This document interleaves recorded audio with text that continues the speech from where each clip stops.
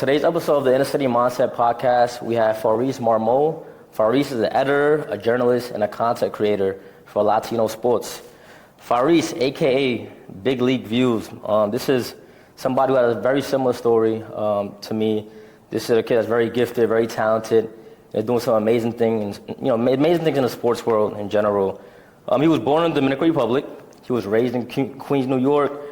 He migrated to the United States at 4 years old and has always been a very big sports fan. Well, that's MLB, the NBA, MLS, NHL, always been a sports fan, and now he's really living out his dream and giving back to the world of sports. He currently works for Latino Sports. This is a media platform that focuses on covering sports from the perspective of Latino athletes, fans, and communities. So this is an amazing opportunity for you, and I'm sure it's really, inspiring a lot of young Latino student athletes as well. So I'm really proud of you, for all that you're doing for the game and for those young kids that are looking up to you. Thank you. And also, this is a platform that is really shining light on the hard work of athletes in general. Obviously, Fauris, you're a journalist and a content creator for Latino Sports, and you tailor your interviews to offer like a fun perspective of the athletes and these celebrities, right? You focus on things like their fashion, their food preferences, travel, matchups, right? Things of that sort. And I'm really excited to help you share your story. I think that you have a lot of talent, and I think that you're somebody that's authentic. And a lot of young kids could really, follow those footsteps and explore the world of sports, So, Fauris, I really just wanted for you to start off by, kind of tell us about your upbringing and how your love for sports began. Yeah, man, my upbringing, I honestly, I can't even complain, man. I had a loving home from my grandparents, parents, down to my aunts, cousins, very, very tight-knit family. Very family-orientated, big sports fans, whether it was baseball, boxing. My grandfather, huge baseball, boxing fan, dominoes player. Like, we go down from actual combat sports or any type of, just sports in general to, board games. It'll be cards, bingos, anything. So my upbringing was pretty cool, very competitive in that sense. Female dominated, but still with the competition there. Nice. And then my love for sports, like I said, my grandfather, my uncles, even my aunts, they'll sit down on the dominoes table, man, and dominate for the night. So it's like that competitiveness was always there from birth. And then 5 years old, I picked up a bat and a ball, man, and love for baseball just started naturally. I remember playing at a young age, from the time that I could remember, around 7, 8, 9 years old, and it just felt like, dude, I could do this for the rest of my life and never get bored. It could be the same things, whether it's practice, whether it's games, and just never get bored. So, yeah, man, long story short, I just been around sports all my life. I got cousins that play football. I play basketball, baseball. Boxing's always been in my life, whether it's a fan or doing it. Just many sports. I've played, to give you a quick list, I've played baseball, basketball, football. I've been on a swimming team when I was little, boxing, so on and so forth, man. Yeah, cycling, did cycling for a little bit. And then the gym's always been part of it. So can't complain, man. Very family-orientated, very sports-orientated. And been playing baseball since 5 years old. I'm 26, man, and I'm still playing till this day. But yeah, I live my life through a different journey now besides just playing baseball. That's awesome. For sure. And obviously, it was a transition. You migrated to the United States at 4 years old, right? So would you say that sports was an avenue for you to really, kind of get accustomed to the United States and relate to your neighborhood kids? Yeah, definitely. Like I said, not just baseball, but basketball. And it's a lot easier to just get a pickup game in basketball and, with the neighborhood kids and just get it going, spend some quality time with the boys and just become the boys. It becomes a crew. It becomes, your peoples. So basketball was a big factor. Yeah, football, you could just always go in the turf and you'll see, especially here in New York City, a lot of turf fields just in parks and stuff. You'll be walking down the block, probably past a field. You got a football, 9 times out of 10 people got footballs on them and stuff. So football, basketball was a major way of connecting with my neighborhood friends. But baseball, like you said, I migrated here at 4 years old from Dominican Republic, and I didn't, like, I'm young. I'm not leaving the house. I'm not just hanging out with my peoples. I'm hanging out with my family, and I'm sitting there watching baseball. And then on the weekends, I get to go to the park with my family, and while everybody's on swings and stuff, I want to play catch with somebody. So it just started off like that. In school, recess, I'll have my glove in my book bag, or a basketball, whatever they gave us. Just transitioned with that. Yeah, definitely got me to connect with my friends from the neighborhood due to sports. Nice. And you obviously attended a really good high school. You went to Grand Street campus, and obviously you played baseball growing up, and Grand Street is known for producing a lot of really good ball players. I would say that you were around a really solid environment, and obviously at the time you told me that you were going back and forth between DR and Grand Street. Right, yeah. So there was a bit of a transition there. How did those experiences shape who you are today? Honestly, man, it did a lot, man. Shout out Coach Melvin, Steve, Chavez from the soccer team, but very involved in many other sports. They were big mentors and just help overall. Chavez goes to church with my aunt ever since he was little, so all his life basically. Just was able to connect on other areas of life, not just the sport or school. So that was a big help. When it came down to helping me with sports or school in the area, which is school, I was able to listen a little bit more. I was able to, understand where he was coming from, somebody like Chavez, just knowing that he was able to connect with a family member of mine so well and get respect from somebody like my aunt. Transitioning also to Dominican Republic, it was able to shape me up well because, like you said, I was in Grand Street amongst some of the best players in the city. So whether it was on the field or off the field, I had class with many of these people. So I seen the hard work, not just on the field, but in the classrooms, how to maneuver to get to the next stage, knowing that there was maybe like SATs coming that would affect them, going into other schools when it's time to sign for schools and stuff, commit. Shaped me very well. Playing in Dominican Republic was a whole nother experience. Everybody knows that it's very different. It's very competitive out there. So I was able to get the competition part of the game. I was able to connect well and work on my networking with people out there that would eventually be out here due to their talent, and meet people. I was over there in programs, getting scouted and stuff. So, I was able to meet very important people that were not just players. So. A lot of good figures in my life, a lot of mentors, and when it was time to come back to New York, I was coming back with a different headspace every time, so it was able to push me to do better out here. That's amazing. And obviously you went to DR, you were transitioning back and forth, you were going to a few academies out there, trying to sign a pro contract, right? When you came back to the United States, and you realized that this dream of signing a pro contract or playing, for an independent league, right, was it going to become a reality? What did you go through mentally? Like, how did you process that reality? It was tough, man. It was tough. I know you heard it, and it sounds kind of cliche when I say it, but that's all you know how to do at that point. Yes, you know how to do other little skills that you might have worked on. Yeah, I know how to work out at the gym and do other things that I could make life from, or careers from, better said, but it's not what I was thinking at the moment. At the moment, if I'm at the gym, it's for baseball. If I'm doing this, it's for baseball. If I'm waking up at 5 in the morning, 6 in the morning, it's for baseball. Right. Once that comes to a stop, it's hard, man, just because next time you want to wake up at 5 or 6, or you don't wake up at 5 or 6, knowing that you were doing it for a certain period of time, for a certain reason, now it's like you start feeling lazy or just not confident or lost, just better said, in general, just lost. You're like, what am I going to do next?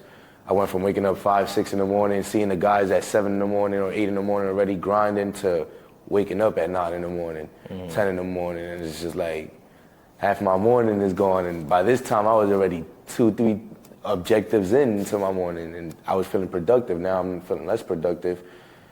It affects you, but it also shapes you, man. And I learned that with time. It also shapes you. It teaches you how to deal with adversity and just new situations. New beginnings. Yeah, man. Exactly, new beginnings. And where I'm at now, man, I won't change a thing. You know, it kind of shaped me for the best, and just made me focus on like other skills, perfecting other skills, understanding as much as I was told by scouts or coaches that there's life beyond baseball. Like I said, when you're trying to make baseball or make it to baseball, you're only thinking baseball. Right. But it's true, man.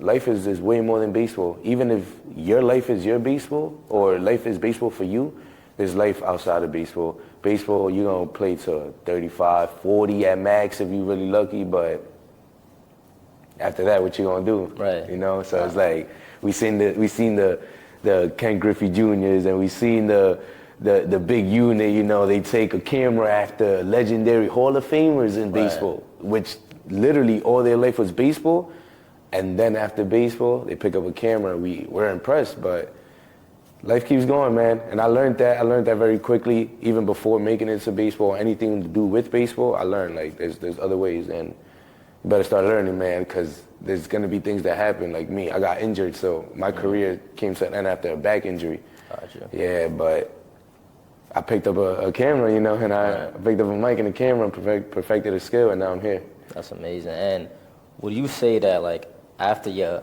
high school career ended in the United States, because you say you're 26 years old now, right? Would you say that you kind of fell like into a dark space mentally that was hard for you to get out of? After my career here? After your career at Grand Street. At Grand Street?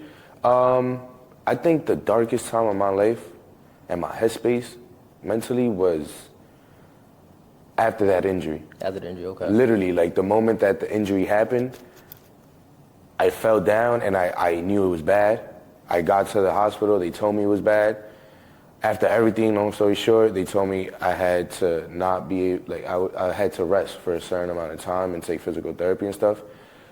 I already knew that any offers, any scouts, anything I had was in jeopardy. Mm-hmm. And in fact, shout out to these two scouts that I'm about to mention, but there was these two scouts in Dominican Republic that after long talks with my mom, they gave me an opportunity to wait. They gave me an opportunity. They were going to wait for the recovery. Hopefully it was going to speed up a little faster than told, and just get back, do another 6 months of academy out there and get back to where I was at. But I actually got re-injured in the process of healing. Gotcha. So it delayed it. And from that time, it was just like, we already stretched our arm and our hand out enough, you know. I understood it. That's when it hit me. Gotcha. It was like, wow, like, I don't know if I will get back, and if I do, it's going to be a long journey. I'm okay with long journeys and battling this, but it's just the uncertainty of I could do all this work, and I don't mind doing all the work, but where is it going to lead me to? Because now I'm going to get my hopes up every time as time goes by, and it's not going to get there. So I just accepted it, man. Honestly, just had a conversation with my mom. I remember, man, I was down, man. I cried. All that, but she told me, man, shout out to my mom, that's my best friend. She told me, like, life goes on, man, and you knew this, people told you this. Coaches, trainers, family members, they've prepared you to, in case anything happens, in case there's also 1%, if that makes it. So it's like, even if it was an injury, there's still a chance you don't. So just take it on the chin, man. Sure. Figure it out. It's not over yet. You never know. So why bum yourself out now when you don't know what the future holds? From there, you know, it kind of helped me out. But yeah, I would say I was in a dark place for like 6-7 months, man. Just dark. Just, I remember I would look at my baseball bag at the corner of my room. Just, damn, I can't even pick it up. You know. Yeah. So it's just like, it was tough. It was tough. But I got out of it. Thank God. My mom helped me. My family, traveling. I took a few family vacations, focused in on physical therapy. Shout out my physical therapist. She was super cool, super helpful. There was days I didn't want to go. It was painful. It was cold. There they would get me through it, man. So it was pretty good. It was pretty good afterwards. But to answer your question, pretty dark times for the 6 to 7 months. Okay. And the only way to solve it for me was just talking to my mom or my friends. I have very supportive friends too, so just talking to them. Talking to the boys from baseball, they supportive. I'll go and watch them play. I just felt at home, so. Nice. And what would you say inspired the transition, right? The transition of you potentially, you know, being a journalist, right? And a content creator. Like, where did this inspiration come from? That's the magic question a lot of people want to know now, especially the people that know me from back then, from just being a player to now being a content creator on the field. That's the magic question. Basically, how it transitioned was out the blue, man. Honestly, like, I might be the luckiest human being ever. Just shout out to my mom again. Love you, Mom. I know you'll be watching this later. Love you to death. That's my best friend. She has this friend who has this friend, a person that knows a person, one of those. But yeah, a friend from her upbringing that knows this other person. His name is Francis. Shout out Francis. That's one of my closest guys now. He needed a cameraman. Okay. He was just venting to my mom one day about needing a cameraman. He does on-field interviews, exactly what I do, but he has a camera set up where he has a cameraman holding the camera and stuff. That person had gotten sick for basically the whole season. He got hospitalized, unfortunately. So he was venting to my mom about it. My mom was like, hey, like, my son knows a lot about sports, especially baseball. He still plays baseball to this day. Long story short, just kept giving him the rundown about me. He's like, just tell him to call me. I need somebody.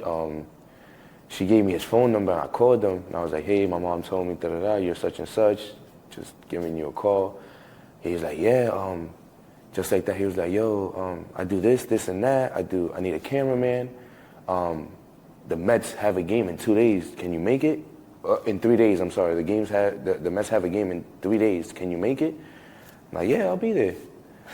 He put my credentials in. Just like that. 3 days later, I'm at the Mets game. And it's my first time ever, man. And I'm in there just nervous, man, nervous. But I'm like, I'm familiar with, you know, like, baseball fields and the lights. Not so much in the MLB level, but just the shining lights of somebody watching and pressure, just because we going back to, like, the scoutings and stuff. Like, you have a light on you. Right. You have people watching. You have pressure on you. It kind of felt the same way, man. It kind of felt like I'm walking onto this field to prove something. But it's because I needed to prove that I can do this as a substitute to this person. Gotcha. Just because it's such a big opportunity, you know. I'm going to be there with some of my favorite players. I'm going to be there with not just some of my favorite players, but my favorite sport. I'm going to be on the field at the highest level. So I'm like, yeah, I'll be there. So I got there, man. I'm just nervous, just a kid that plays baseball in the baseball field, you know, at the highest level, which is Citi Field. So I'm sitting there, getting ready.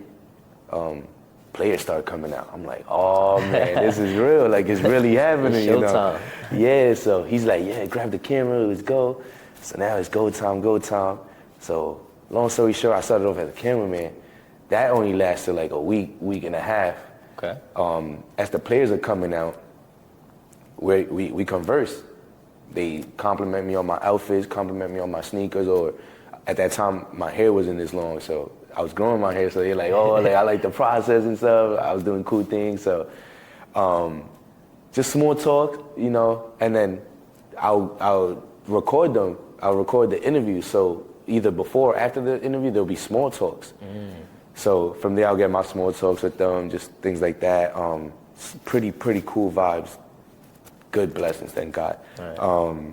Super cool vibes. Excuse me. You got to edit that one out. You good. No worries, you good. But yeah, where was I? Cool blessings. My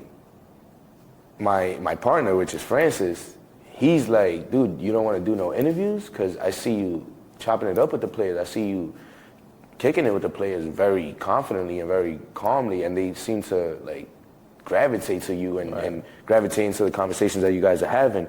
You wouldn't want to do no interviews with them. I was like, nah, man, I don't even like talking. I'm like, me? Nah. I don't even like talking, man. Nah, that's not for me. He's like, nah, man, you should definitely do it. Just, what do you mean you don't like talking, man? You talking to them right now? Just have a camera rolling. Don't even think about the camera. Right. I'm like, nah, man, like, I never thought of this. I remember telling him, I was like, that's like being a journalist. Like, I never went to school for that. I never thought about that. Never in my life thought about, I don't even know how to form a question up and ask it. Like, I'll probably forget, be stuttering, nervous and stuff. That's not for me, man. That's all you. I'll be a cameraman, though. And he was like, all right, man, if you say so, I'm telling you.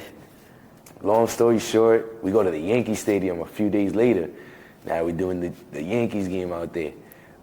At this point, it's towards the end of the season. It's the last week of the season. It's the last week of September. I remember, I can't remember if it was the Blue Jays or Washington first that came. Okay. But I remember Alec Manoah at that point, Calvin Biggio was in Toronto. That was it. And then from Washington, I got C.J. Abrams, and I got Josh Palacio, who was in the Washington Nationals at that point. I didn't have a platform, man. I didn't have a page. I didn't have a platform. I didn't have nothing. I was just a cameraman. I never thought in a million years I would be interviewing players. Yeah. Just was never in my life thoughts. Long story short, I did the interviews. I was super nervous, coming up with questions at the spot and whatever I wrote, but I would forget what I wrote because it's my first day. Never thought about doing anything. Right. But the players received it so well and gave me compliments after they didn't even know it was my first time. They thought it was literally something I do. But they're like, yo, it's such a cool interview and stuff. From there, it started engraving into my head, like, there's something here, man. Yeah. Picked up the camera a few more times, but it just didn't feel like it's what I had to do. I felt like I already started doing something that was bigger and more in my lane. And it felt more natural. Exactly. And just because of the topics, too, like, it's topics that I was talking about off cameras with them, so might as well just do it on camera. Yeah. That's where it started, man. So it ended that last week. I did those interviews, never posted them. I still have them in the vault. Never posted those interviews, never. Wow. I didn't have where to post them, and I could have created a page by then, but I didn't know if this is what I was going to do. I wasn't sure. I was just testing the waters. Players loved it. Whoever I showed on the back ends, they loved it. Like my family, my mom and stuff. Long story short, season ended. Next season starts. He's like, yo, we back? First game? I'm like, we back. I'm going there, camera and stuff. I record the first few interviews that he's doing. Then he's like, all right, let's switch. I'm like, huh? He's like, yo, you're not going to do the interviews? You started already? I'm like, I don't even have a page. Like, I don't even know. That's not me, man. I already told you. I tested the waters. I loved it. It was fun. But I don't know if this is going to be for me. I have nothing set up for it. He's like, nah, you should do it, man. It was great. You got great feedback. Yeah. Right. So I remember first game of the following season was the Yankees versus Tampa Bay Rays. And Randy Rosarena, Jose Siri, all these guys are there, Brandon Lau. So Francis, the guy that I'm in partner with here, he did his first set of interviews. Then we swap. He takes the camera, he gives me the mic. So I start doing my interviews now for his games. I'm like, all right, let's go. First person was Randy Rosarena. Now, if you remember, Randy Rosarena comes over for the WBC, buzzing, name is buzzing, performance, just all over the stands. Like, Randy's going crazy. So I'm in shock. I'm just a kid, from New York, just a cameraman, basically. Just started that, not even that, really. So now I got Randy Rosarena, one of the biggest stars in the game, giving me 2 minutes of his time. And I just started this. This is about to be my first official interview, because the other interviews, it was never to get posted. It was just testing the waters. This is about to be my first official one.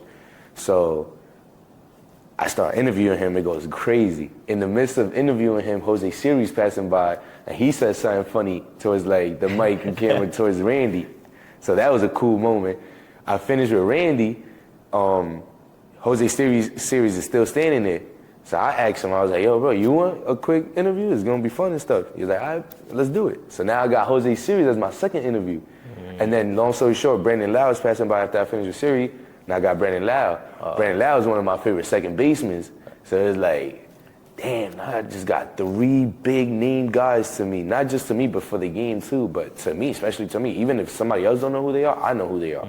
So I'm like, damn, this is major. Like, I know, like, thank God, like, this is not something I want to do, but thank God I'm blessed like this, because there's people that, you know, are going through the ropes of trying to get there or trying to do. So I'm feeling blessed at this point, you know. So I just took my opportunities, man, and from there, I created that same night, I created my page, posted that. That was my first post. Randy Rosareno, second post, Jose, and then Brandon Lau.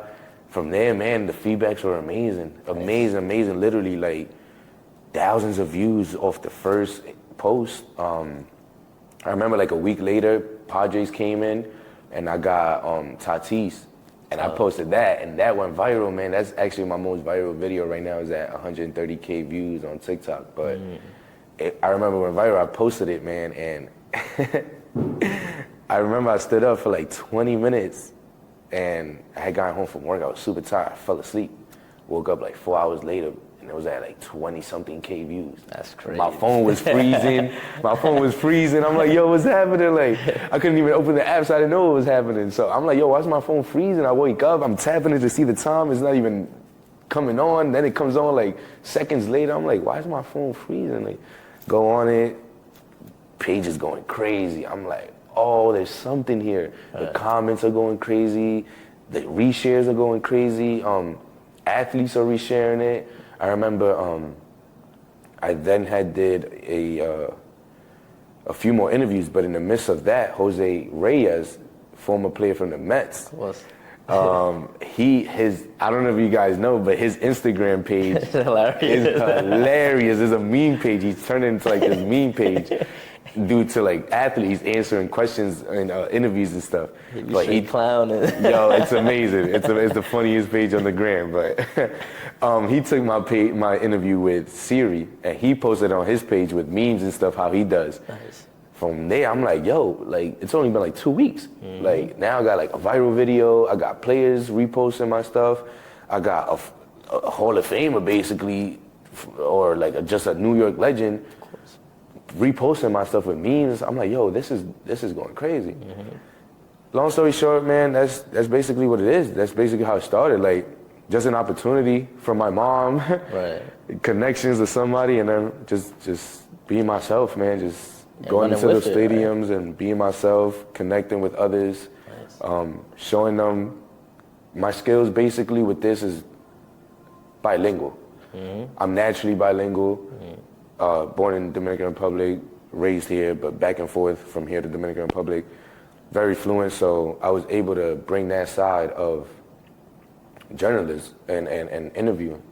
Just being able to bridge 2 languages together at the same time, and being able to allow the players or the interviewee to feel comfortable in whatever language it is that they speak, you know, not just having I'm in America, so I have to learn English, or I have to answer everything in English. Like, I live in America too, and I speak Spanish, so it's like, I can meet you in the middle, you know, like. And then from there, for the viewers, I translated in subtitles, put the subtitles in English, or I asked the questions in Spanish for the players, English for the viewers to understand what I just asked, and then I let them answer in whatever languages they ask, and I substituted in the subtitles I translated. Nice. And I think what's amazing about your platform is that you're humanizing professional athletes and celebrities, right? Like, at the end of the day, they're regular people just like us, right? You know, they bleed just like us. You know, they work out just like us. They eat the same foods we eat. So it's amazing that you've created a platform where you can show their fans that, look, you actually have a lot of interests, right, that you share in common, you know? So I think that the way that you go about it is very fun, and I think they do gravitate to you, right? I think that you have your own style, that I think that's something that they like, and that's something I kind of want to, you know, get into, like style and inspiration. You know, I feel like you have a very unique dress style, right? When you do these interviews, and you kind of set yourself apart from other people that are working at the field with you in the media team. How would you say that you've developed your brand, right, overall, and where did the name Big League Views come from? Honestly, my brand really it's just me, man.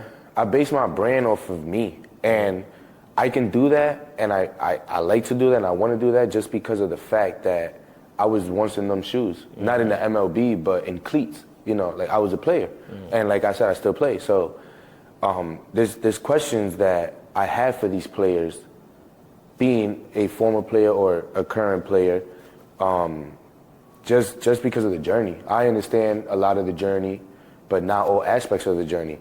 A lot of the viewers don't understand the journey, or a lot of areas of the journey. So I try to shine light on that, just because there's a lot more to the game than just the game that we see on TV. There's a lot more areas and a lot of more just strings that got to get pulled in order to get there. Right.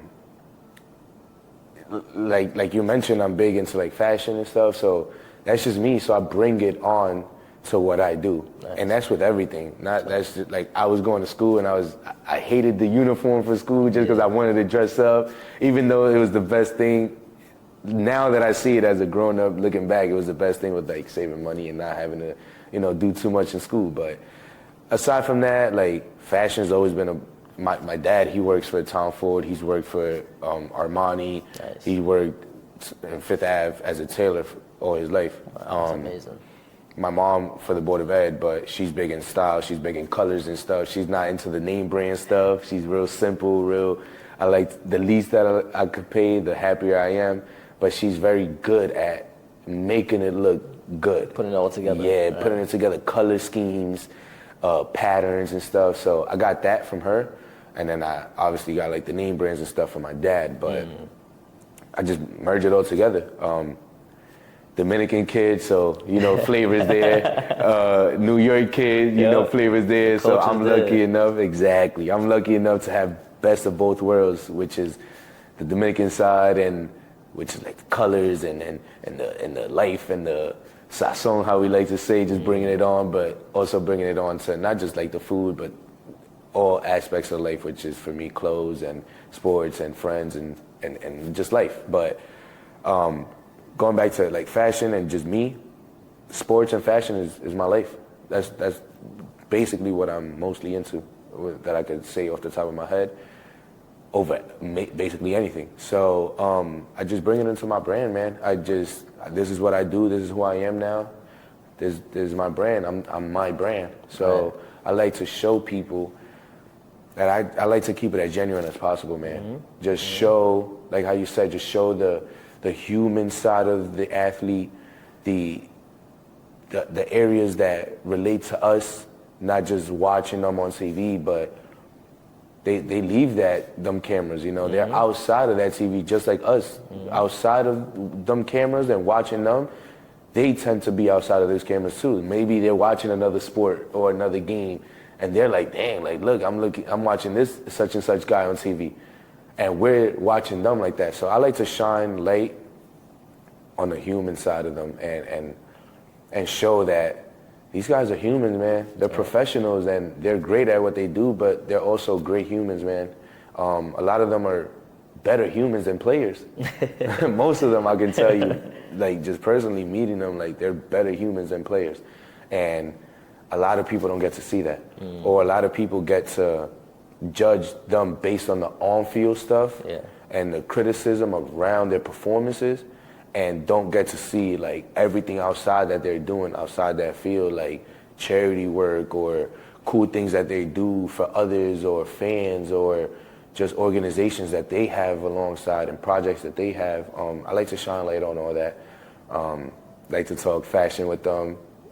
I like to say, and I know you guys probably heard me say this in other areas, but I like to say I'm not just talking to a baseball player or an athlete in general. I'm also talking to a businessman. Or if you don't want to see it as a businessman, a lot of people like to, what I like to call pocket watch. So you're talking to a millionaire. Yeah. So it's like, there's something that this guy or this female, this male or this female can teach you outside of the game. There's something that they could teach you inside of the game. There's something that they've learned from somebody else that has gotten them to their success that they can teach you.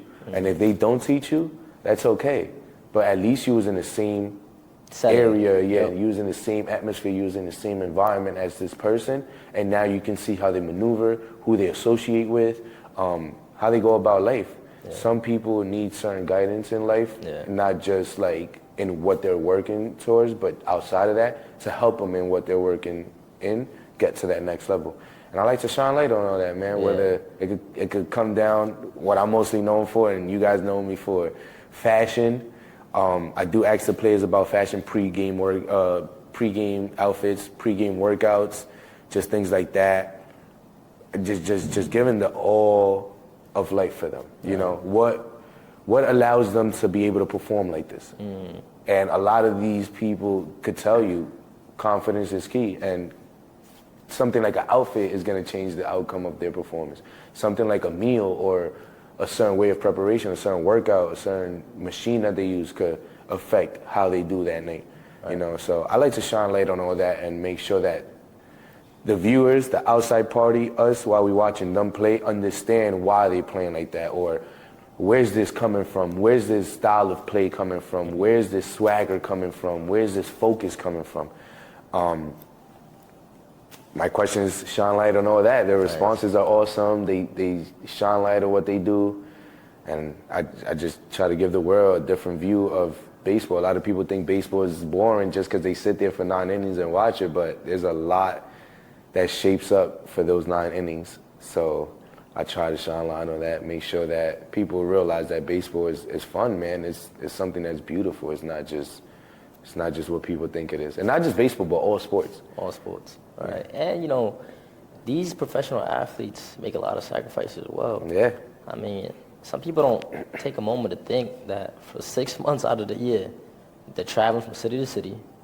They're away from families. They might have personal issues that they might be dealing with before they go out and receive the media. So when they see somebody with your type of talent and the type of question that you're asking, it allows them to, right, just be themselves, you know? Have a conversation with somebody that they probably were going to have a conversation with one of their homeboys, you know? Yeah. Instead of, like, it might be like something about having a conversation about fashion. It's probably not a conversation that player could have with, you know, his manager, right? Or the bench coach, you know? So I think it's something unique, and it really helps them clear their mind before, you know, that first pitch, you know, starts, right? And I think it's amazing that you feel the confidence to be yourself and dress the way you like to dress in a professional setting, because I feel like there's a lot of inner city youth who feel like they can't pursue this career because they have to dress a certain way, they have to speak a certain way.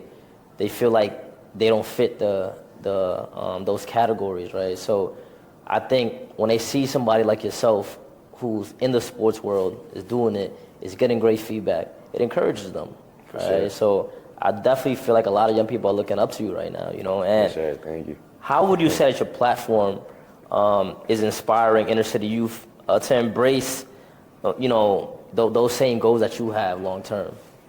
Yeah, one of the things, like you mentioned, something as simple as just dressing how you want.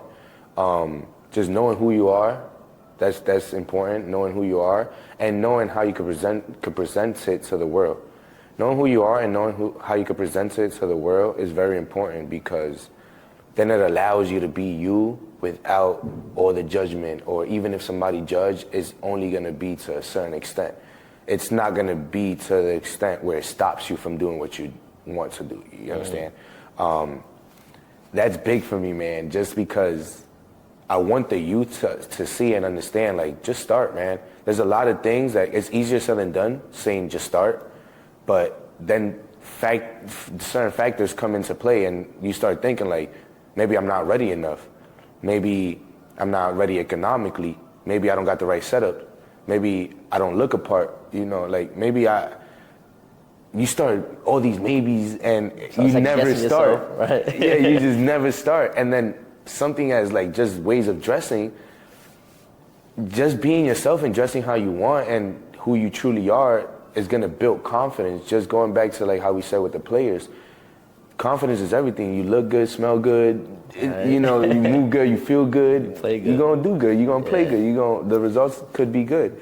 So I want the youth to understand that anything you do, you can be yourself and just know how to do it. Just do it properly, do it with respect, do it correctly, and do it authentically. Do it true to you, because there's nobody else that can tell you how to be you. There's gonna be some people that are gonna advise you on the best way to be you, or what they think is best for you. But as you guys can see, we grow up, we see new things all the time. We see new things all the time. We see new ways of doing things. Just to give a quick example to the youth, just because we all see it happening in current time, we went from watching a show like iCarly on TV to seeing it in real life with Kai Cenat and stuff, just different, just doing things differently. Maybe he didn't have the platform or the setup to do it how he's doing it now then, but now he's doing it in a certain way where he's breaking records, and this guy's breaking records at the comfort of his home. Right. We see it with Ariel Helwani from the UFC. He started off comfort of his home. And it's just like, you're able to do what you want to do when you put the effort and the right mindset and the right pieces around, you're able to achieve these things. But that's also demonstrating and proving yourself that you can do this in this certain way. It's not going to be affecting maybe a next person's brand or the next person's goal or how they get perceived. You know, like, you can still keep it respectful. You can still keep it you can still keep it enjoyable. And that's a big thing for me. And that's why I dress how I dress for my interviews. I keep it me. I want people to make sure that you can do things your way. And when I say your way, I truly mean your way, because it sounds cliche. That's another thing that sounds cliche, but doing it your way, you tend to start doing it other people's ways because you start learning from them. And inspiration is great, but you also have to implement your own ways. Right. And that's why I do things my way, because that just keeping it natural like that is gonna set me apart from others. And dressing how I dress is like, a kid from high school could dress how I dress. I could look like a high schooler just going onto the field, or I could look like somebody who works at this high company, or you know, somebody who is in the MLB doing content for the MLB, or many other organizations like the NFL and the WNBA and stuff. Like, anywhere I go, I can still fit to that environment being myself. And that's the most important thing to me. Just being able to partake in anything that I have to partake in, being myself. Because now you're getting the best version of me. Exactly. Now you're getting the best work from me and the most genuine work and version of me. So with that being said, from there, I don't have no excuses on half doing anything, or, you know, like it's genuine. You get me. If you like it, you like it. If you don't, you don't. Right. But from not there, here to please everybody. Right? Exactly. But it also allowed me to start. And that's going back to what I was saying. That's going back to what I was saying in the sense of just starting. Just starting. If you're comfortable enough, you'll start. If you get pushed enough, or you push yourself enough, you'll start.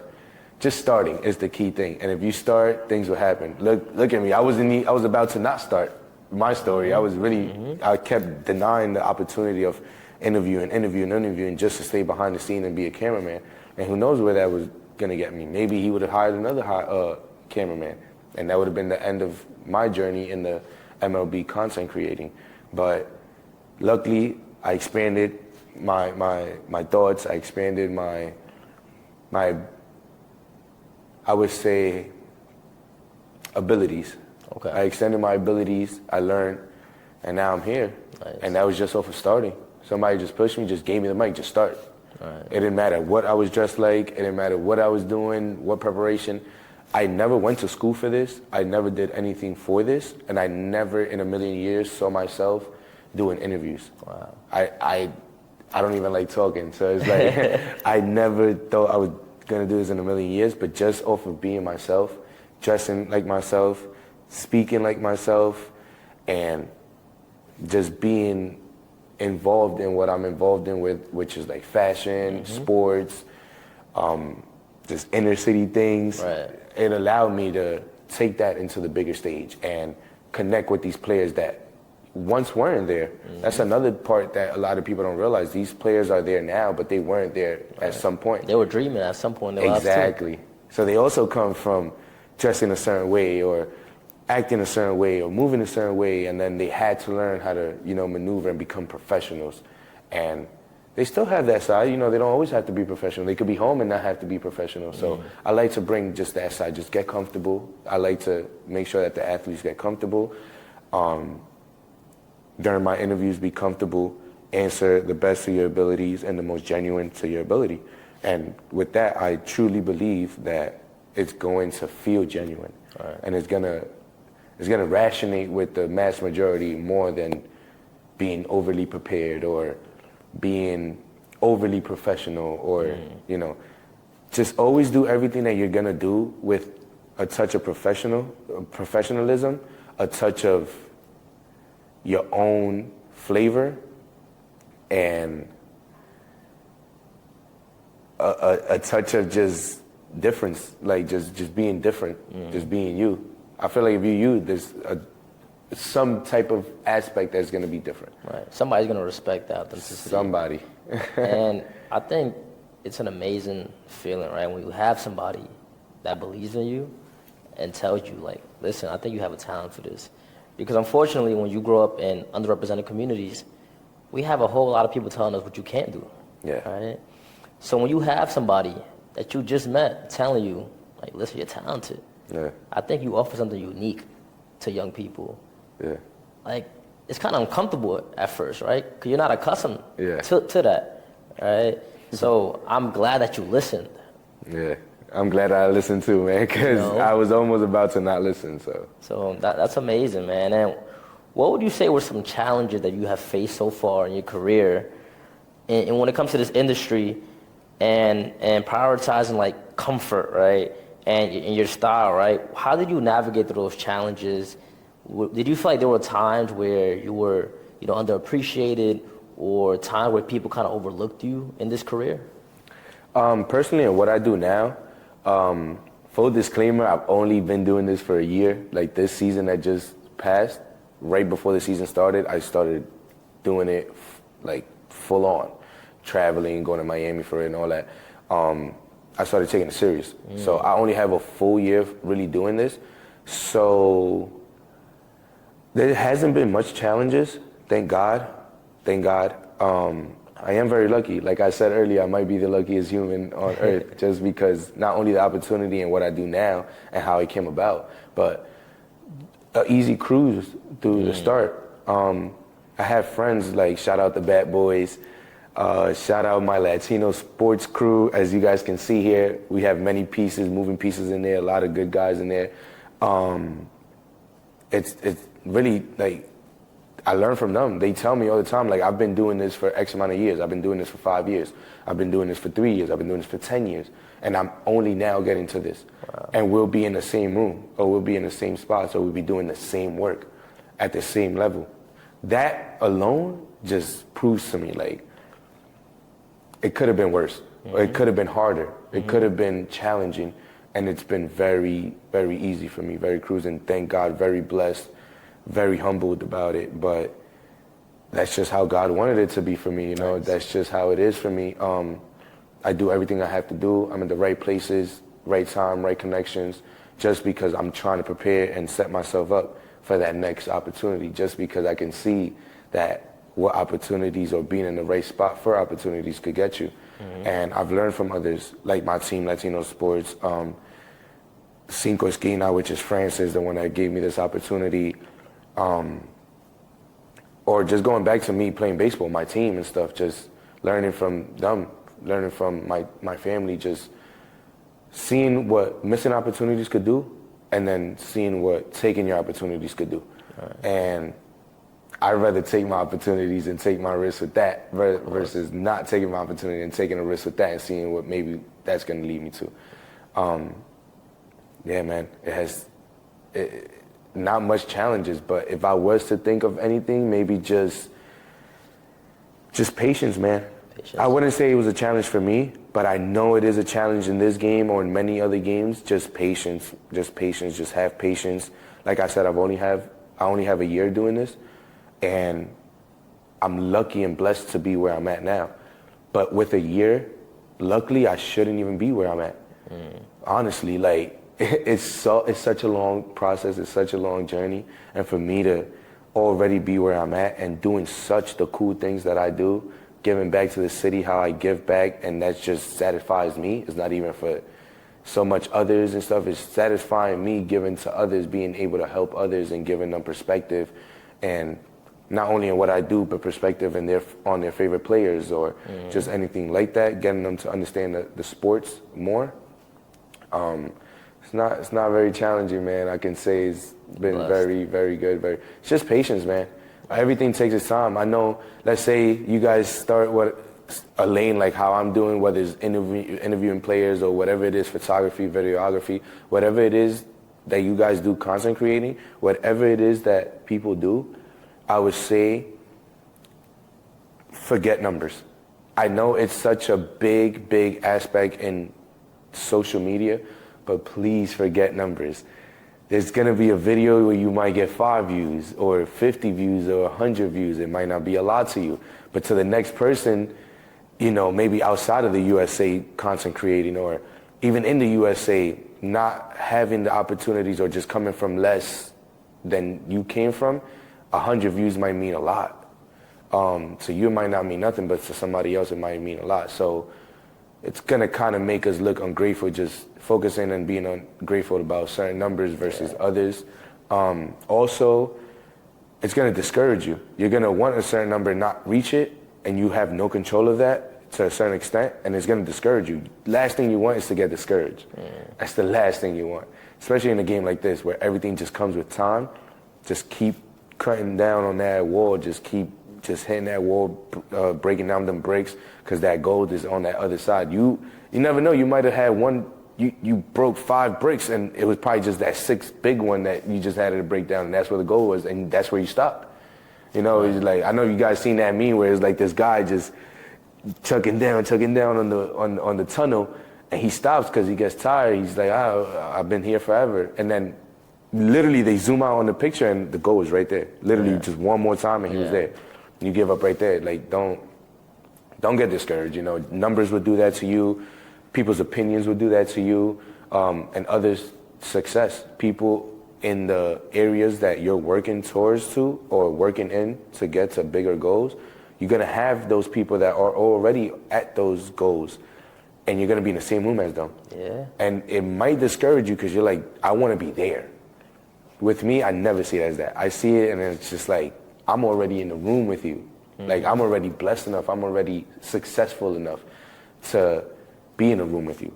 It's not my ultimate goal, but it definitely was a stepping goal. It's a stepping stone. So it's just like, now instead of me just focusing on where you at, now I'm gonna focus where I'm at and how I could get to that next level, because now I'm in the right direction.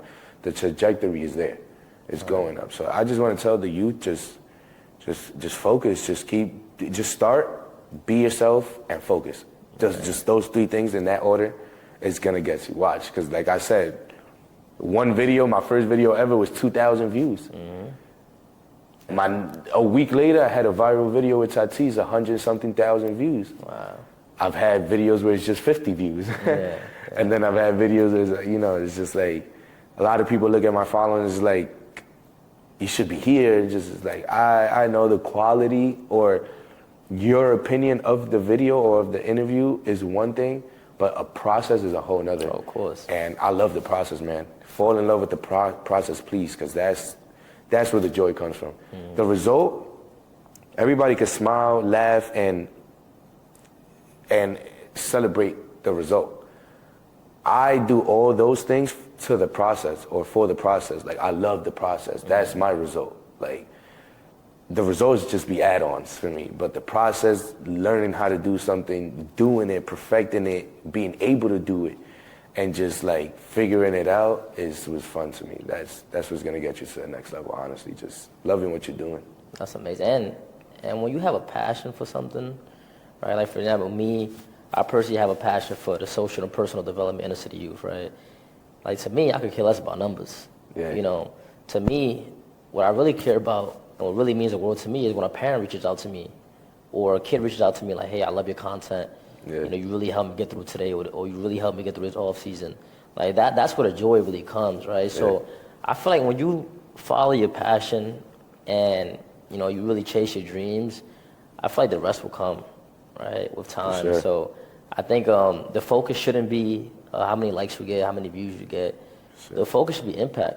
For sure. You know, what type of impact can you make on this world, right? What type of impact can you make on your family? What type of impact can you make on the generation that's coming behind us? So I'm really glad that you shared that, because there are a lot of young people that will get discouraged after they post 5 to 10 videos and they're not getting a certain amount of likes. Yeah. And you see a lot of insecurities within young people today, even with social media. I see more and more kids are, you know, afraid to post because of, you know, the comment that their friends might make, right, on their pages, or not getting enough likes. Everything's like a popularity contest. Yeah. And it's sad, right? A lot of kids don't know how to just be themselves. Exactly. And not worry about who's accepting you, right? So I'm glad you mentioned that. And now I kind of wanted to transition into your day-to-day, right? Working for Latino Sports. You know, tell me, you know, what a typical day looks like for you, especially when you're covering the Yankees at their home games. I love that we touching topic on this, just because for this season coming up, this 2025 baseball season, you guys are going to get a whole lot cooler content from me. I promise you guys. I'm going to start doing a day in the life of a content creator, and it's going to be every week, literally. So any games or any sports that I attend for the week is going to be on the YouTube as a whole complete video. But for TikTok and Instagram and all the other platforms as shorts, you guys are going to see the day of, just intervals of my days of me being there, questions, ton of walks and stuff like that. But a traditional day for me, a normal day, what it's looking like for me as a content creator, I wake up, I'll literally run y'all through my day right now. It's not even that crazy. Like, I wake up, I eat breakfast, I get ready, I hit the gym first and foremost. Shout out CJ, I'm with CJ now, CJ Turn 2 Fitness. You guys should check it out. He's amazing here in Queens. A lot of the big player guys, like the MLB guys, football guys, so on and so forth. He does a lot of big people. But besides that, gym in the morning after breakfast and getting ready. I hit the gym. After the gym, I cool down a little bit on my way home. So I'll start going through like emails or just text messages setting my day up or the next few days up. I get home, I'll start editing. So any posts that I have for the day or any videos that I'm planning on posting for the day, I'll start editing that. Editing takes me about 3-4 hours, even if it's like a minute long video, a minute and a half video. I know it's pretty quick for you guys to watch a minute and a half, but it's taking me to 3-4 hours to edit. So that's a good chunk of my day there. Then I'll get posting immediately. After I edit, I'll start posting. I post for Big League Views, as you guys know me as Big League Views and my platform, but I also post for Latino Sports when it comes down to my posts. As you guys can see here, Latino Sports. On Instagram is Latino Sports Oficial, official in Spanish, but Oficial. I post for both pages, and I post on Instagram for both pages. From there, I work. I still got, my regular jobs and stuff, so I got to make sure I get ready for work. If I have time, I spend time with my family, my mom and stuff, but if I don't have time, which nowadays I'm kind of not having much time, but try to squeeze those family times in as much as I can. But aside from that, I'll get ready for work, go to work. I work at 42nd Street, so very hectic, so I got to get ready for that. Gotcha. Just go about my day, just get to work, start my shift, finish my shift, regular work stuff, get out. I'll go back home and I'll start editing again. So my life really revolves around editing and posting. And if that's on a normal day, but if it's a day where I have to go and create, there's a game and stuff, on game days, very similar. I might not work that day, so in substitution of going to work, I'll start off my days the same way until maybe like 1 p.m., then I'll start heading to the stadium. So I'll go to the Yankee Stadium or Citi Field, whichever stadium I'm attending. I'll start heading out by like 1:30. I'll get to the stadium by like 2:30, depending on which stadium I'm going to or where I'm going from. And yeah, I'll pick up my credentials outside at the window, make my way through. They'll check my bag, scan in. I'll walk in through the tunnel, so pretty cool. And then I'll go on the field. Nice. From there, I'll just wait. I'll wait for the players to come out. As the players are coming out, I'll start talking to the players. I'll ask them for their time. I'll run through my questions as I'm waiting for the players, getting prepared mentally. Tripod, I'll set it up. I do everything myself, so I'll bring my tripod, I'll bring my phone, my mic, set everything up myself, click play, then I'll go around it with the player, stand next to the player, get on going, and I'll come back, click stop, do it all myself, man. Then I'll go home, or I'll go up in the press box, actually, during the games, and I'll start editing. Mm-hmm. So the baseball fields, they close an hour before game time just to get the field prepared for the game and for the players to get prepared for the game.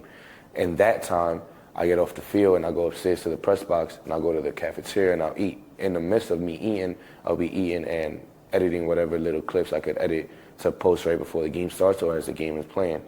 But most of the editing and the interviews I'll do after I get home, just because it takes a lot more time, and I'll post it the very next day. So like the next morning or the next evening time, I'll do it. But my days are basically just setting up for the next day.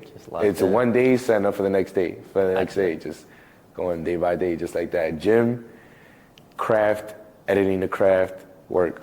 Nice. Home. That's amazing. And obviously you've been able to really interview some memorable people, right? Yeah. What would you say are like the most memorable interviews you've had the opportunity to interview? Jackson Holliday, right? Joshua Palacio, Bobby Witt Jr., Cano. Tell me about some memorable interviews that you had. Yeah, shout out Latino Sports. We're doing some major work, some great work. Shout out to Latino Sports. We're able to get into a lot of areas where I'm allowed to do these great works with these great people. Yeah, like you said, Robinson Cano, Vladdy, Tatis. I'm lucky enough, once again, I keep saying it, lucky as human on earth. I'm able to talk. These are some of my favorite players, just like y'all. Some of my favorite players right there. So I got a lot to ask them. So I'm blessed enough to get around them and be able to spend time with them and ask them. Yeah, we do a lot of cool stuff on the field. It's a dream, man. It's a dream to be able to spend time and be able to ask some questions that will be able to resonate with the youth or with the casual viewers or just the diehard fans. Mm-hmm. Like there's these fans that been following them since minor leagues or just high school and want to know so many things about them, especially if they've been getting followed since, like a Bryce Harper, they get followed from high school, stuff like that. Like, they're in the big leagues, and they're one of the best players in the big leagues, and it's like, dude, you was one of the best players in the country at 15, 16, 17, 18.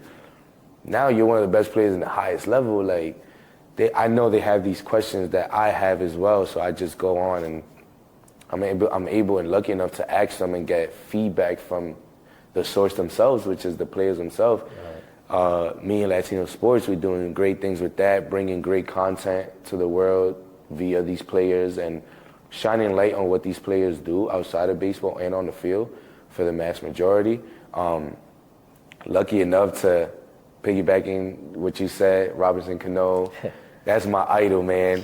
I'm Dominican, he's Dominican. The man. I play baseball, I played third and shortstop, but due to injuries and stuff, I played second base as well. Mm-hmm. And he's a second baseman, so just looking up to kind of like someone who I could just rationate so much with and just, just compare myself so much to him and just finding such similar areas where it's like, born in Dominican Republic, migrating to New York. I migrated at a young age. He migrated a little older, but he migrated for a certain reason, which was the New York Yankees. New York Yankees were one of the most successful team in the MLB, if not the most successful team in the MLB. And he was playing for the mecca of the world, basically, which is New York City. A lot of y'all will see in my interviews, I say the mecca of fashion, the mecca of food. Mm-hmm. We're the mecca of many things. We got Wall Street here, so it's like And then we got the Yankees, we got the Mets, we got these big market teams.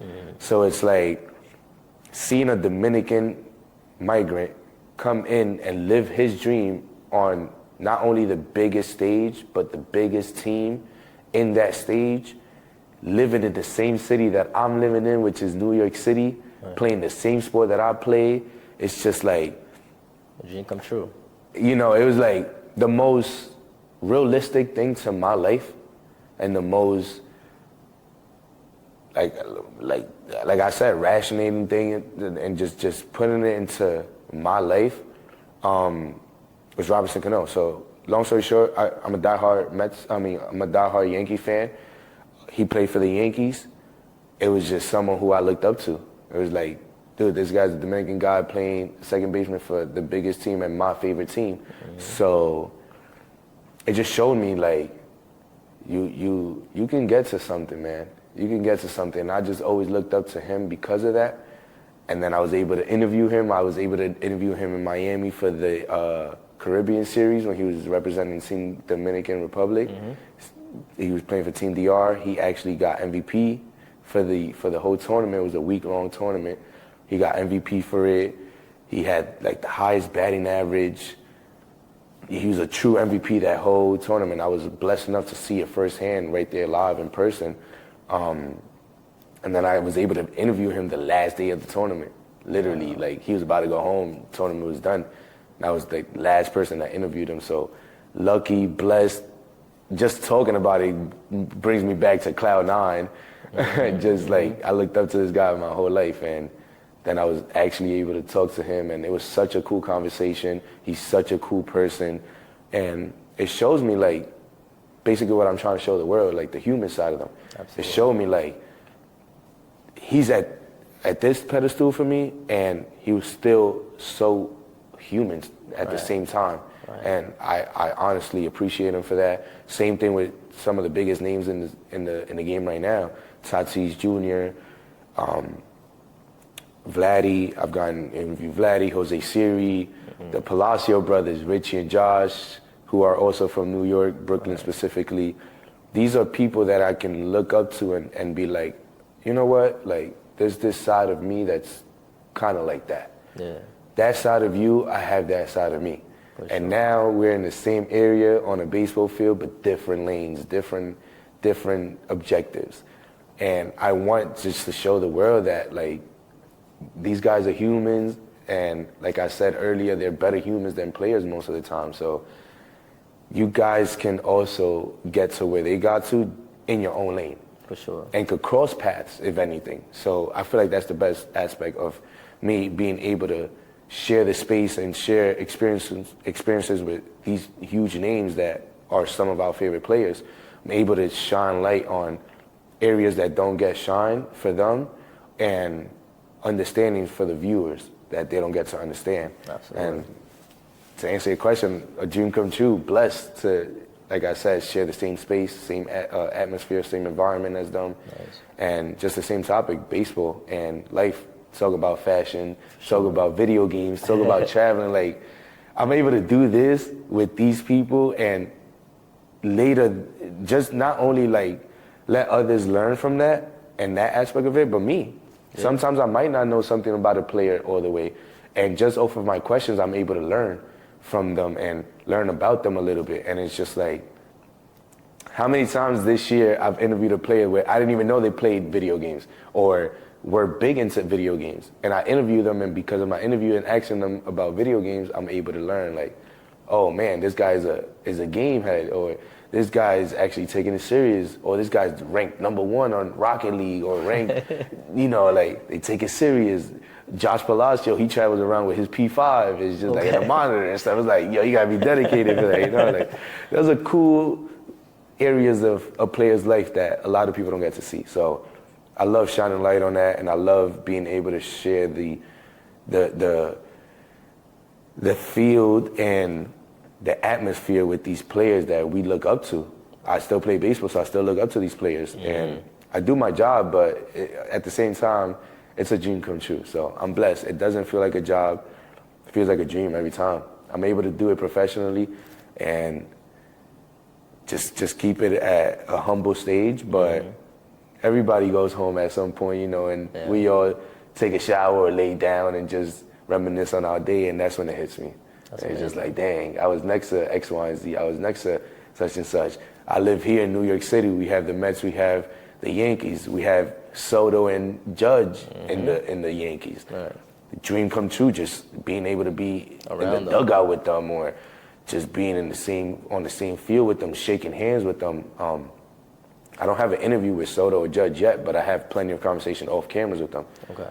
Lucky and blessed to just even have that. These are some of my favorite players. Jazz Chisholm, one of my favorite players. He just came from Miami to New York, and now I'm building a relationship with him. You know, Josh and Richie, MLB stars, but also from Brooklyn. So I see them as MLB players and MLB stars, but I also see like just New York guys, just like me, just the bros. I'm pretty cool with them. So just like how we say when we have conversations, just the bros, like, and it makes me happy, you know. It makes me happy, like truly, genuinely, deep inside. It makes me happy that my friends are actually living their life how they want to live it, living their dreams. Josh Palacio, Richie Palacio, Jazz, all these people living and doing things that they want to do and doing things for others. It's kind of like how I'm doing now. You know, I'm living a dream. So I understand what that is. I'm living a dream. I'm able to do things for others. I'm also learning from them. So it's a dream come true, man. It's a dream come true. I take a lot from it, experience-wise, knowledge, and conversations. Nice. Take a lot from it. You mentioned earlier Cano. Cano was somebody I really looked up to growing up. Like, I still reminisce seeing him and Jeter up the middle, right? Yeah. Playing for the Yankees. And one thing it was something that really stood out to me, even at a young age.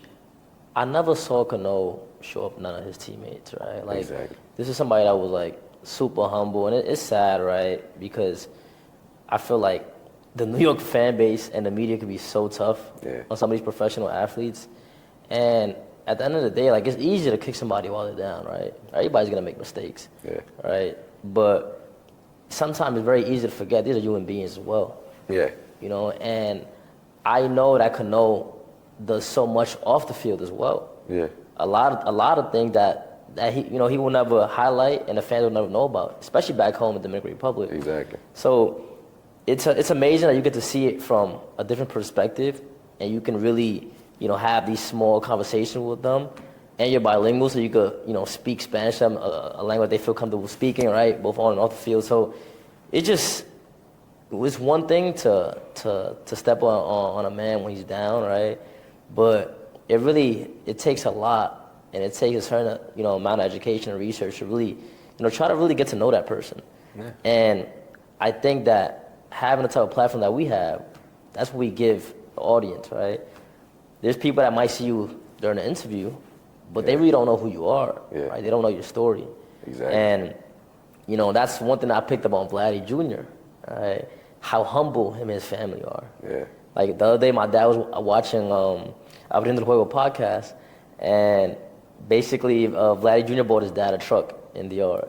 And his pops was like, I ain't gonna use that, you know? Like, you know, he's very humble, very, like, you know, low maintenance. Yeah. You know, he knows how to live a life below his means. Mm-hmm. That's something that maybe a regular everyday fan might not know about Vladdy Jr. and his dad, right? Yeah. So having these different platforms allows the fans to get closer to the players in a way, you know. And there's also celebrities that look up to these athletes as well. Yeah. You had the opportunity to interview Osuna. Yeah. Tell me about that experience. That was pretty cool, man. We was at the Yankees game, and he came to watch a batting practice, and I was there doing my thing with the players, and I seen him come in. Shout out Liu Yang. He came in with my boy Liu Yang. Shout out Liu Yang from Rock Nation. It was actually not just him. It was him and Trey Songz there. Oh, okay. Yeah, and he passed by, and I obviously know who he is, so I instantly recognized him. I was like, oh man, like Osuna is here to watch. And I've seen other celebrities there, especially like the ones that throw the first pitch and stuff, but I didn't expect that. I didn't expect that one. So I seen it and I was like, all right, but I'm focused, man, I'm working. So one thing about me is that when I'm working, I'm locked in. So I'm working, he got to his spot, it was what it was. He then goes to the side of the Yankees and I'm standing there because it's the Yankees taking BP. So they in and out of the dugout, so I'm standing right by the entrance of the dugout. He stands literally right next to me, but there's like this rope type of thing. He's just on the other side of it, but it's so thin, it doesn't matter. Like, he's literally right there to me. He's there with my boy Liu Yang, and I'm working. I'm about to go to the visiting side because the Yankees are finishing up. He's saying what's up to other players. Jazz comes over. He's chopping it up with Jazz or whatever. He sees that Jazz says what's up to me, but I already had chopped it up with Jazz. He sees that. Now he's looking at me. I see him looking at me. So now I'm thinking, like, should I do an interview with Ozuna? Because I at this point, I already have one with Eladio Carrion, who's also a major Puerto Rican artist. A big fan. So early in the year, I already had one with Eladio Carrion, which is a similar situation in the Yankee Stadium. He comes by, whatever. Similar situation. I already have one with him. So now I'm thinking, like, that one went viral too. On both Instagram and TikTok. Nice. So I'm like, should I do Ozuna too? Because I already have Eladio, and I've already done other celebrities. Why not Ozuna? So let's be fair to Ozuna, give him his flowers and stuff. He is a major artist and stuff. So this is, he was there real humble, joking with everybody, real cool people. So yeah, man, we started talking off cameras. It was me, him, and Liu Yang, and I told him a little bit about what I do, show him a little bit about what I do. He liked it, and I asked him, I was like, yo, if you got 2 minutes as we waiting for the players, we could get some cool interview. And I showed him the Eladio Carrion one, and he was like, wow, that's pretty cool. From there, that's what happened, man. We got the interview. Nice. Asked him some fun questions. He actually really liked the interview after he dapped me up. He was like, yo, thank you for that. It was pretty cool. From there, I did one with Trey Songz, and then I did Jazz Chisholm, all three of them that same day. That's hard. It was pretty fire, man. It was amazing. That's hard. And I feel like that builds up your confidence too. Yeah. Because, like you stated, early in this interview, you stated that when you first started your career, you were very nervous. Yeah.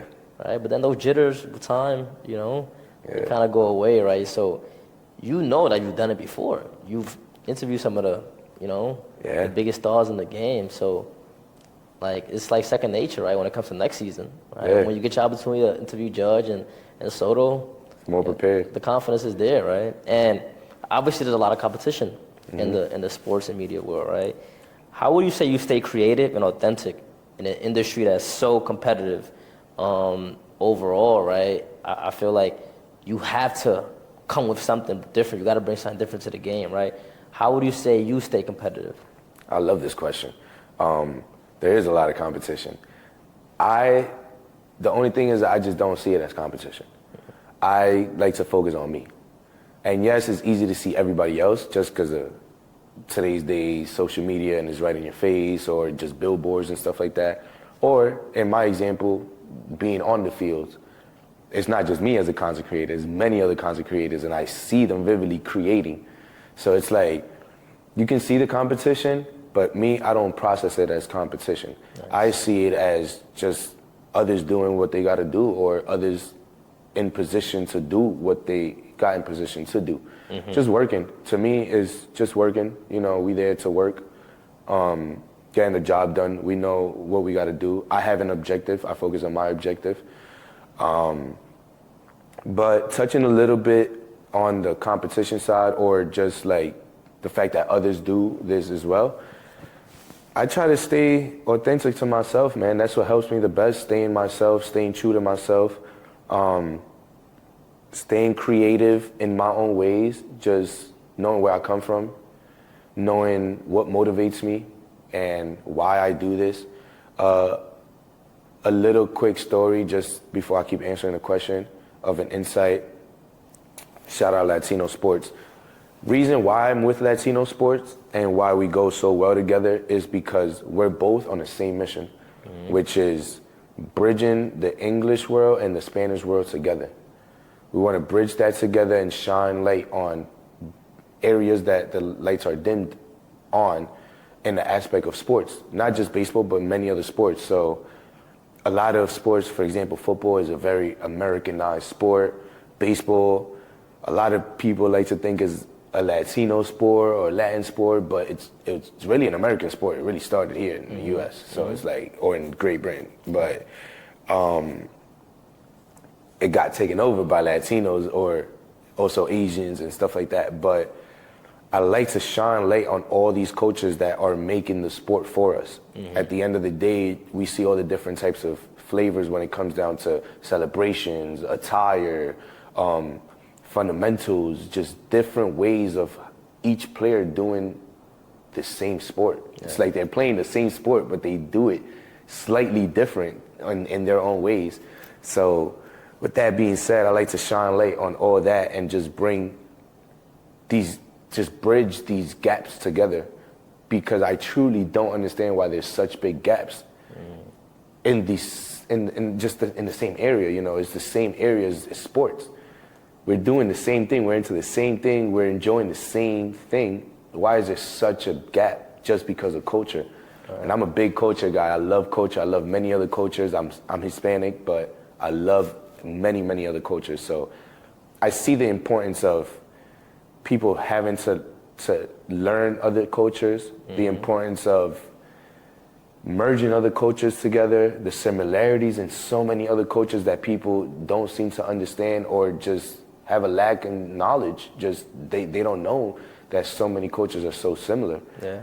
They think it's so far-fetched or just so far out, and it's not that different. Like, a lot of these cultures are very similar to your own culture, and just learning a little bit about it, whether it comes from food, dressing, geographics, like anything it comes from, there's similarities that you can find, and then you can relate to these people. And the more you can relate to these people, the better you get to understand them. And now you understand why they play the game that certain way, or why they act that certain way, or why they are that certain way, or where the discipline comes from, or certain areas like that. I like to focus on that. That's what's very good about Latino sports, and why I was able to join the team. Thank you to Latino Sports for taking me in, seeing my vision, and explaining your vision, and allowing me to see that this is the best spot for me. Right. Shout out Francis for giving me this opportunity. I did start with Francis as a cameraman, as we mentioned earlier, but due to him not being at the games all the time and just having other things in life going on, I needed to be in the games more, especially growing my content. Right. So to stay consistent, I had to be there a lot longer, or a lot more. So I had to go independent. And due to like my resume and just starting off, I couldn't go just independent with big league views. So I had to join via Latino Sports as well. Okay. So I joined them as a videographer, interviewer, just everything that I do now, I do it with them. But thank God they allowed me to stay myself, which is the biggest thing about me and my brand, just staying true to myself. They don't tell me what to do, what to wear, who to talk to, what to ask. They don't tell me anything. They just trust you. Exactly. We understand the mission. They understand what I do and how it can help the mission, and what they do, and it's very similar. And because it's so similar, they know that it's not going to be outside the lines of what we do anyways, because it's in the same lane of what we do. Right. So they just trust me, and they understand. I also do give them a little insight of what I plan to do for the games, or my ideas going on forward and stuff, so they have an understanding on what I'm working towards. And they allow me to just go and work. Yeah, thank God. Magic. Yeah, and it's gotten me to where it's gotten me, and it's gotten us in Latino sports to where it's gotten us as well. And there's a lot of big things coming up, man. We're in position to do a lot of big things. That's amazing. For sure. And I feel like sometimes we don't even notice how a platform like Latino Sports could even impact our personal lives. So, like, for example, I love watching the Yankee games with my dad, right? And now we started watching football together, right? Like the NFL, like me and my siblings, sometimes we watch the game on the weekends. And there is a gap there, right? Like, my parents, they both speak English, but obviously they're a lot more fluent in Spanish. Yeah. So it would be cool if, like, the NFL was more accessible to Spanish-speaking families, right? Exactly. Maybe there's another channel we could put it, we could play the game on in Spanish, and maybe, the broadcaster will have more energy, where my dad could enjoy the game anymore, right? And football is not a game that comes easy. Exactly. You gotta explain it, yeah. Right? If you haven't played it or really have been watching and following the game for a long time. So sometimes, me and my dad are watching the game. He doesn't really understand, like, it's 2nd and 8, right? Like, he doesn't really understand that. He just knows when they score a touchdown or, the punt, whatever the case is. Yeah. But I think it's great what you guys are doing over at Latino Sports. And you're making sports in general more accessible, right, to the Latino community. So that's amazing. And obviously, as far as, like, what you're doing is amazing. And there are people that I look up to, like I said earlier. What piece of advice would you give, an aspiring journalist, right, or a content creator, or, simply an athlete, who may not see their dreams unfolding as quickly as it should? Going back to what I said earlier, just patience. That's the best advice I could give somebody is patience. Me personally, like you mentioned, a lot of people, thank God, a lot of supporters been looking up to me. A lot of content creators been looking up to me and what I do and stuff like that. And a lot of people proud, my family, my mom, me, I'm proud of myself, things like that, which is very important. But I'm not where I want to be. And that could easily be discouraging if I was to look at it like that. I feel like everything is perspective. And it's very important on what perspective you choose to look at life with. Me, yes, I'm not where I want to be at. And in fact, I have friends that are where I want to be at and even higher up. But I take that as motivation, man. That's literally how I see it, just motivating. Like, these are my friends. Right. If they could do it, I could do it. If I could do it, they can do it. So it's just like, just keep working. And like I told you earlier, a lot of other people's journeys are a lot longer than mine. So I'm blessed. For sure. And just that alone just allows me to stay focused and not get discouraged, man. Not get discouraged. I would say staying persistent, knowing what you want to do and doing it. Like I said earlier, going back to a lot of things we said earlier, just starting. Just starting. Once you just start, there's going to be trials and tribulations everywhere in everything. Right. So, like, you're going to mess up. I've messed up. But it's what you do with that mess up. I learn from them. I feel like anybody can learn from anything. So any areas I've messed up at before, it's only made me stronger for the next time that I'm in that situation. Now I know what to do, Now I know how to maneuver or what to ask or how to ask it. Yeah. So, yeah, to answer your question, brother, like, my advice is patience. My advice is patience, patience, patience. I know it's cliche and it's easier said than done, but patience would be your best friend, your number one friend. Falling in love with the process is going to help with your patience. Because being patient could sound very standstill, very, very just let me cruise stagnant, right? And just wait. Yeah, just stagnant, just being stagnant. That's not gonna get you to anything. That's not what I mean by patience. Don't be like, what's that word called? I'm trying to find the word. I mean, you don't want to be the type of person that, I'm sure you've heard this saying, like, you could run in place all your life and never get anywhere. Exactly. Right. You want to keep moving forward. Prolong. That's what I was trying to find. Don't prolong everything. I'm not trying to say prolong. That's the wrong P. We're talking about the wrong P. I'm talking about patience, and some people mistake that and just prolong. Stay actively patient. Stay working. Stay proactive. Exactly. And it's just going to happen. It's going to pay off. It's going to happen. Nice. If you're trying to reach $100 and somebody's giving you $1 every day, it's going to take 100 days. Right. But you're going to get $100 versus somebody giving you $250s. Oh, it took me 2 days to make $100. Y'all still both made $100. It's just the journey was different. The process was different. Falling in love with the process. You never know. Maybe it was harder to get that $50 each day. Maybe it was a little easier for you to just get $1. Or maybe it was harder to get $1 each day, but now it shaped you up. For sure. Because now you went like this in a process, building up, and in case if you fall down, how to do this again. Instead of starting up here, you just fall. Now you can't get back up. Exactly. You don't know how to get up. Exactly. And when you follow your passion, the energy and the effort is always going to be there. Fauris had a super long day today. He traveled all the way from Jamaica, Queens by train. It was a 2-hour, 15-minute commute. All the way here to Coney Island to this interview. So early in that text message, I responded. I told him, like, listen, I really appreciate you making a trip because I know this was a conversation that you really wanted to have, and you know that your story could really inspire a lot of young people.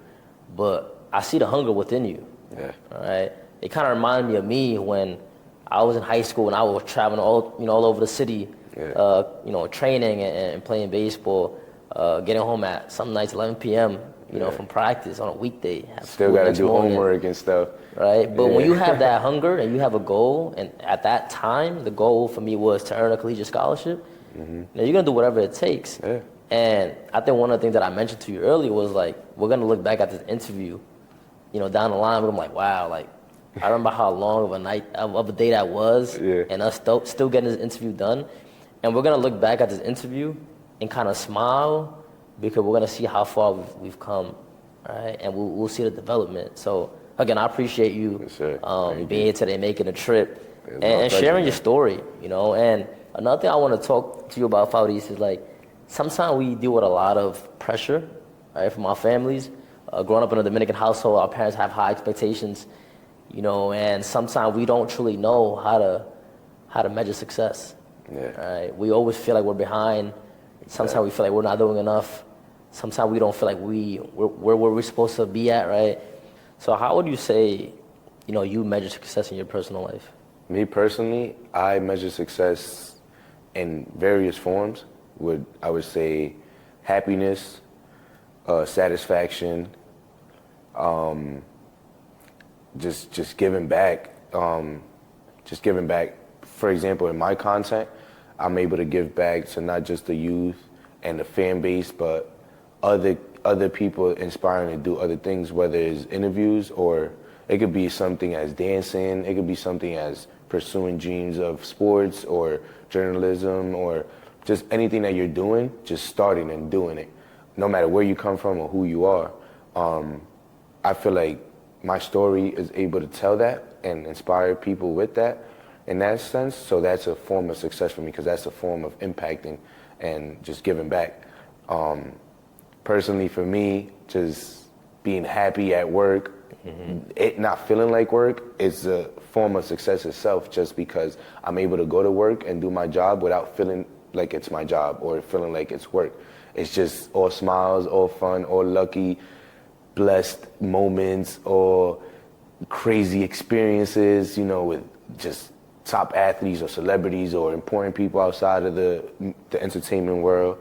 Just blessed. Just every minute that I do this, somehow, some way, it's a new blessing. So it's just like, that's a form of success of itself.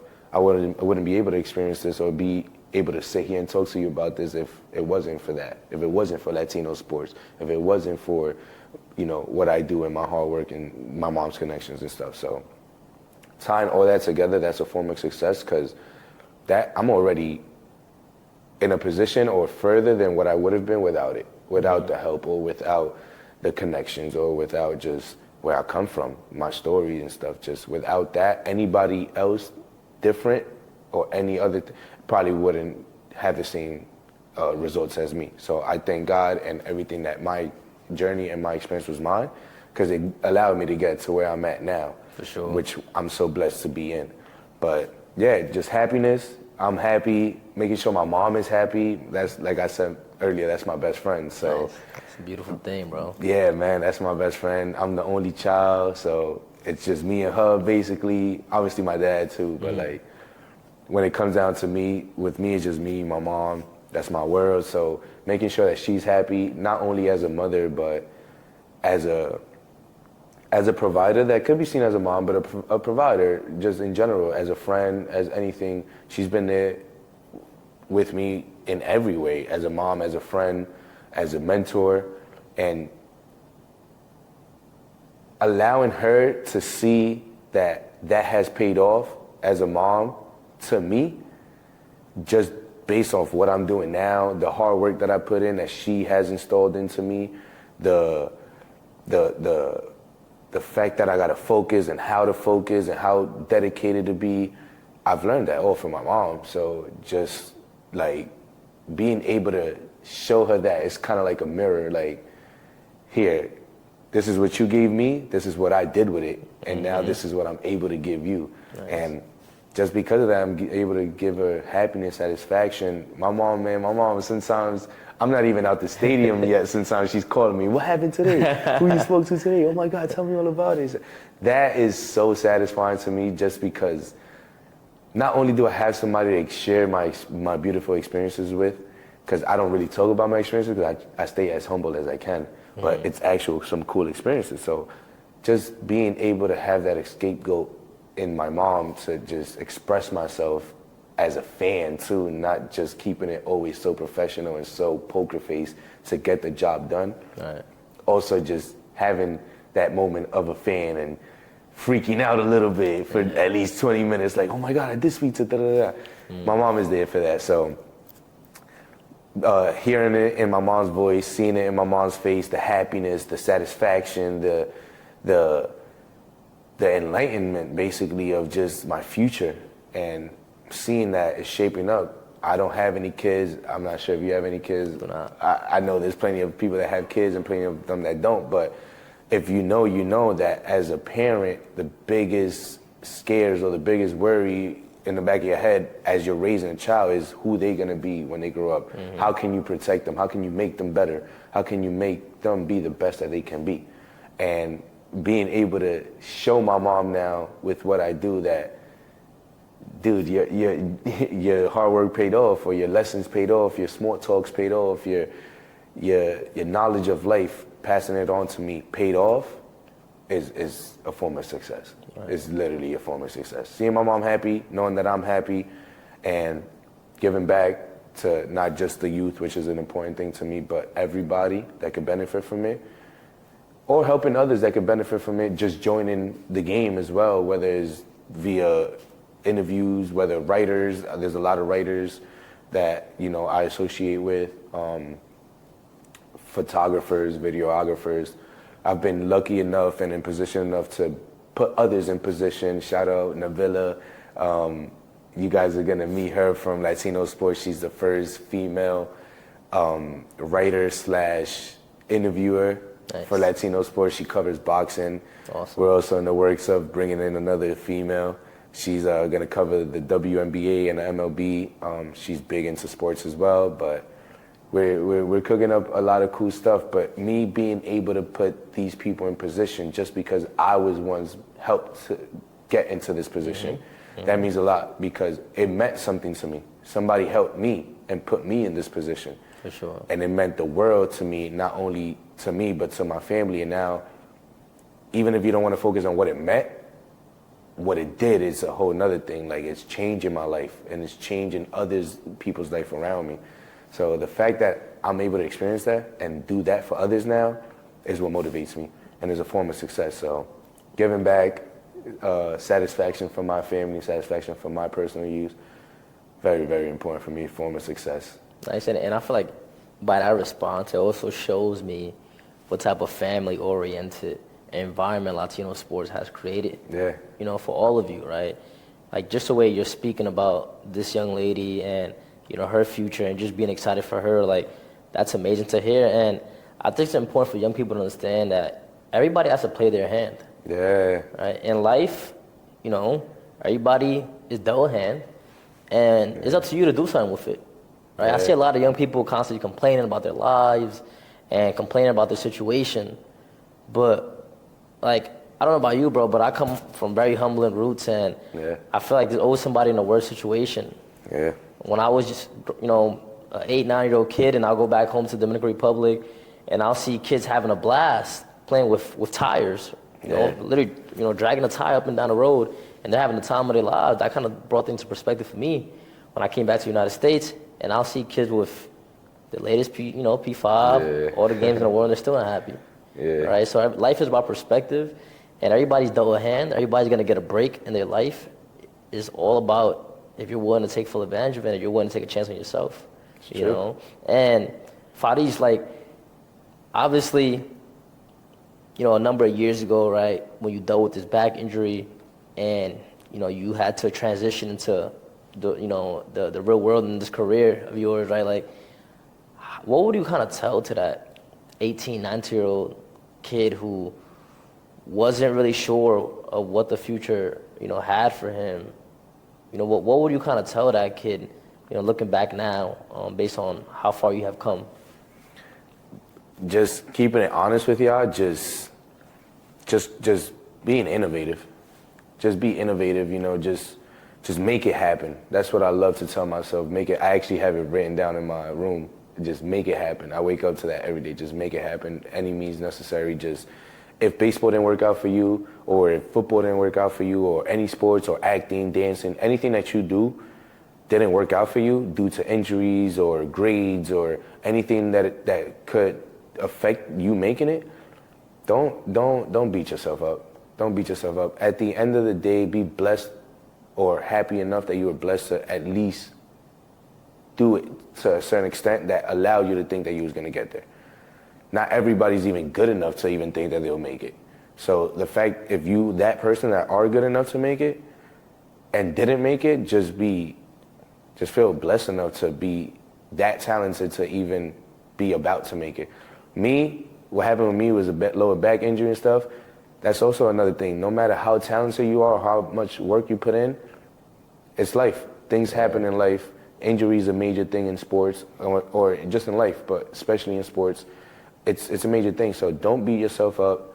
Don't throw your life away. I've seen that a lot too. Just throwing their life away, being on the right path. That right path didn't work out, and then they'll jump into the wrong path when you could have went from a right path to another right path. I'm here to tell you guys there's many right paths. Like I said, and like I was spoken about, my dream was to be a baseball player, an MLB baseball player. I'm not an MLB baseball player right now currently, but I am working in the MLB. Mm-hmm. So just that alone goes to show that there's many other ways. There's many other ways that doesn't have to be the wrong road, and don't get discouraged. Don't lose sight.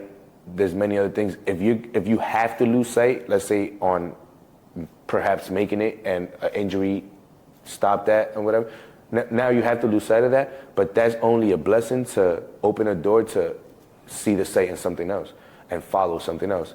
In my case, as we can see, I was playing and now I'm interviewing the players, but I'm still within the world of. Exactly. So I'm very blessed in that sense. Injuries are gonna happen. I don't care who you are. We've seen it with LeBron. We've seen LeBron injured, and that's one person that barely gets injured. And look how longevity he's had. Look at the longevity he's had due to taking care of his body. And even within, we've seen cramp issues. We've seen this, that, it's going to happen. My advice is prepare yourself enough for that time, or just have a plan B without trying to prioritize your plan B. But just in case you do need that plan B, have that plan B. Right. Have that plan B, because you're gonna need it. And you're going to take, it's funny how life works. You're going to take things that you were doing in baseball, or you learned in baseball, or in any other sport or profession that you're working towards, and you're gonna implement it in this new journey, or in just life in general.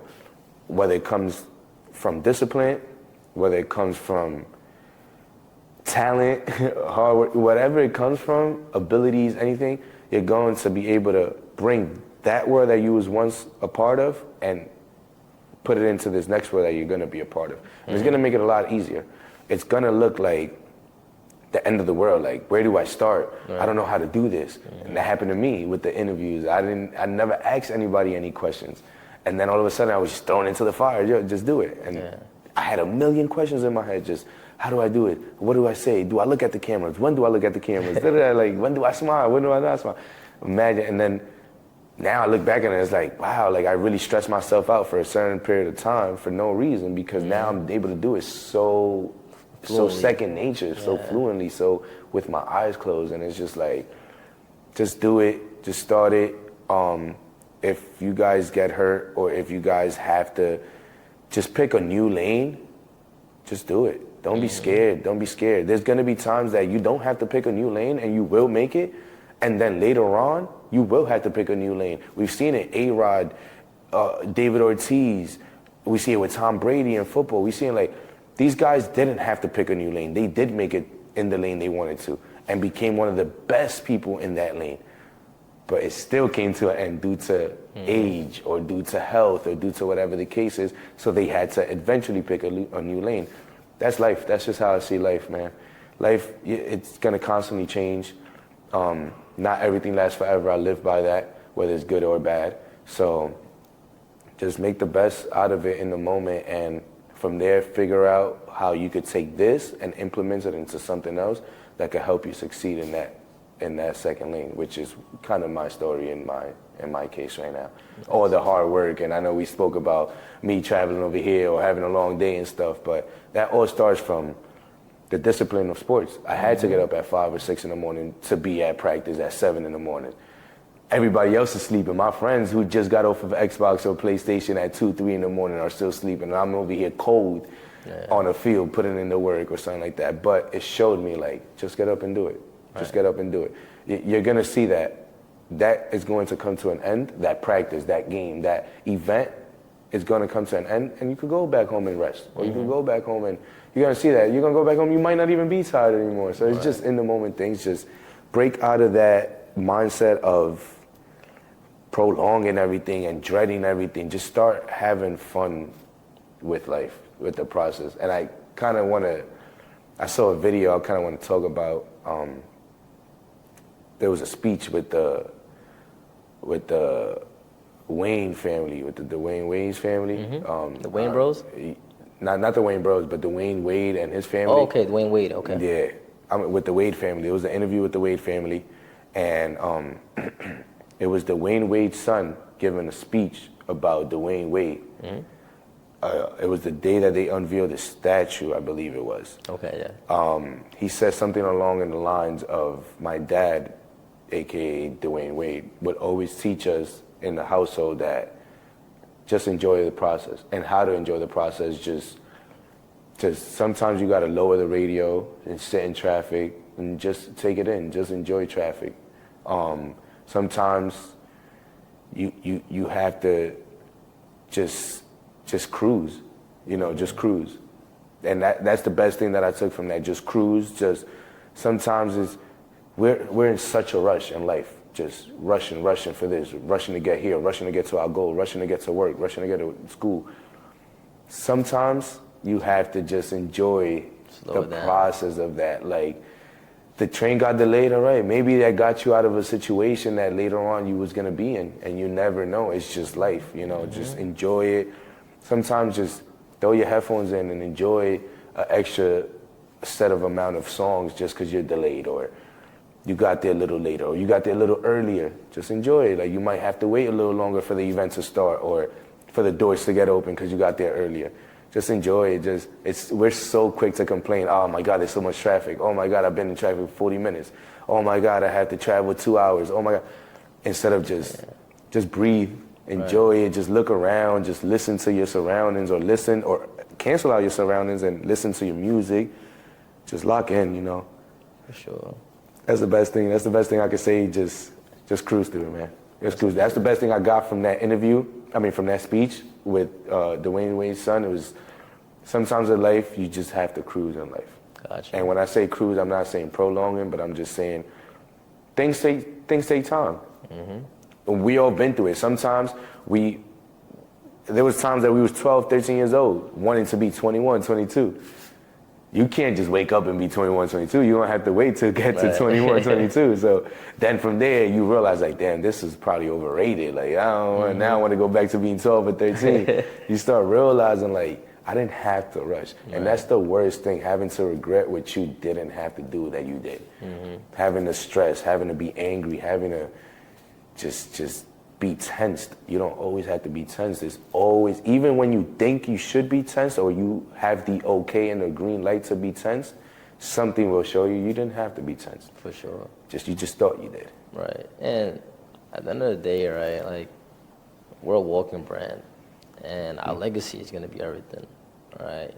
Like, at the end of the day, you don't want people to remember you as the person that always has something negative to say. Exactly. Always stressed out about something. Always naggy, right? Exactly. So, as you continue to grow within this career, like, how would you say you want to be remembered, both professionally and personally? That's a beautiful question, man. Honestly, I'm just getting started, so I haven't really sat down and thought about that. But off the top of my head, I can tell you something that's very big for me is it's respect. How much respect I gave, how much respect was given to me. I'm not big on you have to respect me. I'm nobody. You don't have to respect me. You don't have to do anything that you don't want to. But if you do respect me, that's gonna go a long way with me. And I'm gonna extend my arm. Instead of extending one arm, I'm gonna extend both. I'm gonna do way more for you just because you was able to show me respect without having to. That's gonna allow me to never disrespect you as well, because I don't wanna ruin that respect that you already gave me or that relationship. So, long story short, to narrow it down, respect is a big thing for me. Me giving it and it given, but especially me giving it because I could control me. I can't control everybody else. But based off of what I can control, respect, how much respect I give, how I give it, impact. That's a big one for me, being remembered off of my impact. I don't want to be remembered on he had this, he had that. Materialistic things don't really matter to me. I know it's a big part of my brand, especially with fashion and stuff, but at the end of the day, it's materialistic things. It's going to come and go. With me, legacy-wise, is impact. Impact in the sense of showing people that there's another lane, showing the capability of what happens when you get prepared or when you focus and just lock in. There's going to be a lot of noise around. There's going to be a lot of opinions around. There's going to be a lot of roadblocks. But when you're focused, it's magical how a lot of the things just shift out of your way. There's going to be 3 roadblocks. You might just have to break through one, and the other 2 just saw how you broke through that first one. Just going to get out your way. Or the first 2 got out your way, and you might just have to prove to yourself that you're really ready for this, so you might have to go through that last adversity. That's the biggest thing for me, just going out with a bang and impact and shining light on others, whether it's what they got going hobby-wise, what they got going business-wise, what they got going in life. Just anything that might help them, just help. Just making sure that I was one to help. If someone needed help, you could call on me. Sure. If I could help you, I will. If I can't, I will try to. Just when you think of Fauris or Big League Views, however you guys know me as, think of genuine. I try to be as genuine as possible, and it's not to be cool. It's not because it sounds cool. It's not because of anything. It's because it's actually me. It's what I come from. My mom is a very genuine person. My family is a very genuine family. Going back to family ties and stuff, very family orientated. I learned most of my ways of being due to my family. Not selfish, man. Selfish, I learned that it's not gonna get you anywhere. I want people to remember me as someone who's not selfish, had fun.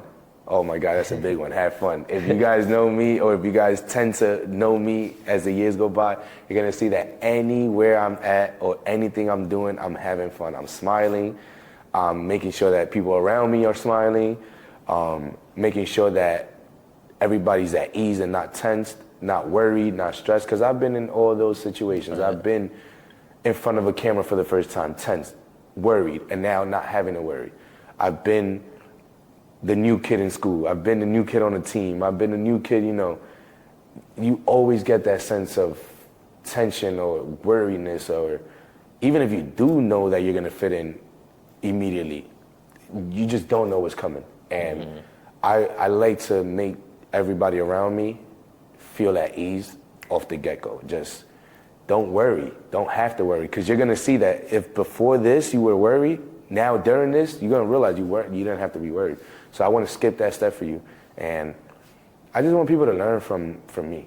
Nice. Anything I've been through, you don't have to go through in a negative way. Now, positive way, I want you guys to go through all the positives that I've been through and more. I want people to experience the happiness I've experienced through this, the blessings I've experienced through this and everything. I want everybody to experience that in whatever form they experience it in life. Now, the negative part, the cons, the L's. Just learn from them. Just learn from others as much as you can. You're still gonna go through them because everybody's life is tailored differently, but just learn from them. Like you said, like I learn from my mistakes. I have to go through them. I learn from them. Now I try to avoid them from others, but I can't avoid problems for everybody. So when it is your turn to go through them, just learn that somebody else went through problems too and made it out, or learn something from that problem in order to teach others, which probably you learned yourself from. And now you had your experience that you had to learn from, so now you're gonna be able to teach somebody else. It's kind of like a gem. It gives you like this infinity stone gem of knowledge. Like think of one of them as knowledge, and it's like, all right, I'm going through this, but at the end of this, I'm gonna get this little infinity stone. It's gonna pop up. I could just grab it, and now I could give it to other people and feed them this knowledge that I once wasn't able to do. But now I went through this, now I'm able to give them this perspective and this insight. So I want to just be remembered for someone who had fun being himself, making content for the world to enjoy and to learn from, and using my platform to let others express themselves and show their fun side as well, because I'm always showing my fun side. But I want the players, celebrities, and anybody who I come across to show their fun side as well, because I just want this world to be as positive as possible, man. There's too much people that got problems, and everybody got their own problems. Everybody got things that they got to deal with. Everybody got a lot on their plate. I want to be that scapegoat where you could pick up your phone or go to a game and see them in person, see me in person, see the videos on your phone, and escape from reality a little bit, and just not having to worry about your 9 to 5 that day or for that moment, not worrying about home things and work things or relationship things or family things, friends. Like, just focus on what you like. You like sport? You like this sport? I cover it. I'm covering most of the sports that most people like. So you could use me as an scapegoat. Maybe the game's not on that day, or maybe you missed your favorite team's game and stuff. You could still get some perspective of maybe the players before the game if I interviewed them after the game, during the game. Just bringing joy, man. Right. I want to be remembered as somebody who brought joy and brought a different aspect of, or a different perspective of life. Yeah, and putting positive content out there. Yeah, just positivity, man. I feel like positivity. You know, a lot of young people don't have enough positive content out there, right? Like, there's so many platforms out there that all they post is negativity, right? Exactly. So I think it's a privilege to say that we're both working on something that is promoting, you know, positivity, and it's really empowering young people at the same time. And, you know, please share with our viewers, like, where can they follow you? Like, where can they follow this journey? And, you know, what are the platforms that, you know, that they could kind of just, follow your steps on? If you guys are interested in my journey, it's a pretty cool journey. I mean, it's my journey, that's why I think it's cool. But you guys can follow me on Instagram, can follow me on TikTok, and now I will be on YouTube as Big League Views. Big League, just like that, like the big league together. .views, views with an S at the end, plural. You guys will see me, my profile pic is like a blue beanie. I'm holding a camera, my startup days. So yeah, you guys go check that out. I do on-field interviews for the MLB. Just started in the NFL. I covered the Jets game yesterday, Sunday football. That was amazing. That was an experience. So we're in the NFL now. We cover the MLB. We do boxing, UFC. Shout out to Latino Sports. We're doing big, great things. We're also in the WNBA now, starting up MLS, soccer. I know you guys are a lot of soccer fans out there. So we're doing big things, a lot of on-field content. So we're doing a lot of interviews. We're doing this season, for the off-season for baseball, I brought to you guys some behind-the-scenes preparation for the players, like with Josh Palacio, we did something with that. We got a lot of cool trips coming up. So we got trips to the Bahamas for a Don't Blink event that they have for the home run derbies out there. We have Mexicali coming up for the Caribbean Series in February, and then we have Puerto Rico for the NCAA baseball coverage out there. They're doing a 3-day event out there, pretty cool. So if you guys want to follow all that and more, starting up the MLB season when it comes back up, spring training, all the way to the World Series, same thing with basketball, same thing with all other sports, Follow me at Big League Views, just like how I read to you guys, bigleague.views with an S at the end of views. And follow Latino Sports, as you guys see right here, Latino Sports Oficial on Instagram, and the official Latino Sports on TikTok. We're mostly on Instagram, TikTok, and like I said, I will be on YouTube now. Latino Sports is on X, TikTok, YouTube, Instagram, Facebook, and visit the Latino Sports website, which is where you're gonna get everything from each platform all merged up there. So if you don't wanna keep typing in Latino Sports or Big League Views on all these platforms, you guys can visit the Latino Sports website. You guys are gonna find amazing articles from all sports, clips, pictures, so on and so forth. Latino Sports, we got a great team full of videographers, photographers, and writers, and me, myself, a content creator. We're bringing all aspects of sports to the youth and to the world. So you guys want to follow us and stay in touch. We have a bunch of things coming, not just from all aspects of sports, but also with the youth. Okay. We have a lot of cool things coming up with the youth. A lot of youth programs that we're going to be attending and shining light on, especially in Puerto Rico, doing some things in Dominican Republic in the future, going to Curacao, going to Bahamas, doing all these things. So we're going to keep bringing you guys all the cool content, all the different levels. And then, yeah, you guys going to try to stay in tune with a day in the life of the content creator. That will be me. I will be starting this MLB season for spring training. You guys will be able to see me attend the gym, see me work out with some of the players, see me eat, see me go to the stadium, and see my get ready with me process, which is a big part of my journey, which is fashion. That's amazing. You guys tune in, Big League Views on those platforms. I will be also playing video games with the baseball players, starting that stream up pretty soon. So you guys want to stay in touch with that. Same platforms, Big League Views and Latino Sports. That's where I'm at. Shout out to Latino Sports. You also will see other content creators there. So take a look at that. Big League Views. That's where we at. Everywhere. Follow the journey. If you guys want to come to New York City. You will see me at Citi Field. See me at the stadiums, Yankee Stadium, MSG. And trust me, if you guys see on my content, you guys can see that a lot of my supporters attend the games. And I go and I watch the games with you guys. I sit with y'all at the section. I take pictures with y'all. I'll interview y'all.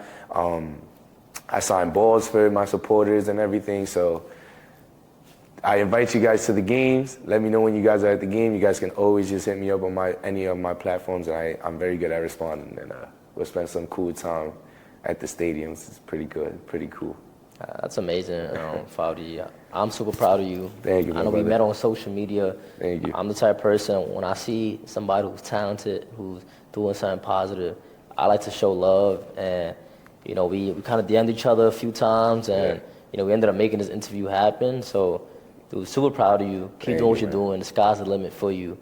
And, I look forward to seeing your journey. Thank you, man. Again, like I stated earlier in this interview, we're going to look back at this interview 5-10 years from now, and we're kind of gonna laugh, but we're gonna smile and laugh because of the growth. Right? So I wish you the best of luck. Thank you so much, your future endeavors, and the sky's the limit for you, brother. Thank you, I appreciate your time, and I just want to give you the flowers real quick too, man. Okay. I'm a big fan of what you do, man. Thank you for having me. It's a pleasure for me to be here, man. It means a lot for me. Like I said, I'm a huge fan of what you do. I'm following closely on what you're doing. I see the players that you're interviewing as well. Keep doing your thing, man. You have a beautiful thing going on. I spoke to CJ about that today. Spoke to Josh Palacio about it today, and we've seen some of the players that you interviewed. They train with us at the gym as well. So, they all love what you're doing. I love what you're doing, man. The city is behind you, so Appreciate keep doing what you're doing, man. It's a beautiful thing. Keep showing the youth that there's so many lanes out here to make it the right way. Make your family proud. Make your friends proud. It's cool to be the cool guy in town, but like Josh once said, it's even cooler to be the littest guy in the city once you do make it to something. It's even cooler to be the littest guy in the league if you do make it to the league or in content creator. it's another level of cool. So if you think you're cool now, kind of slacking off on important things just to post on Instagram and make it look like you're doing something, that's not cool, man. What is cool is actually doing the work, getting there, focusing, and then making something out of it, because then you could change your family's life, your life, and others around you, and that's what's cool.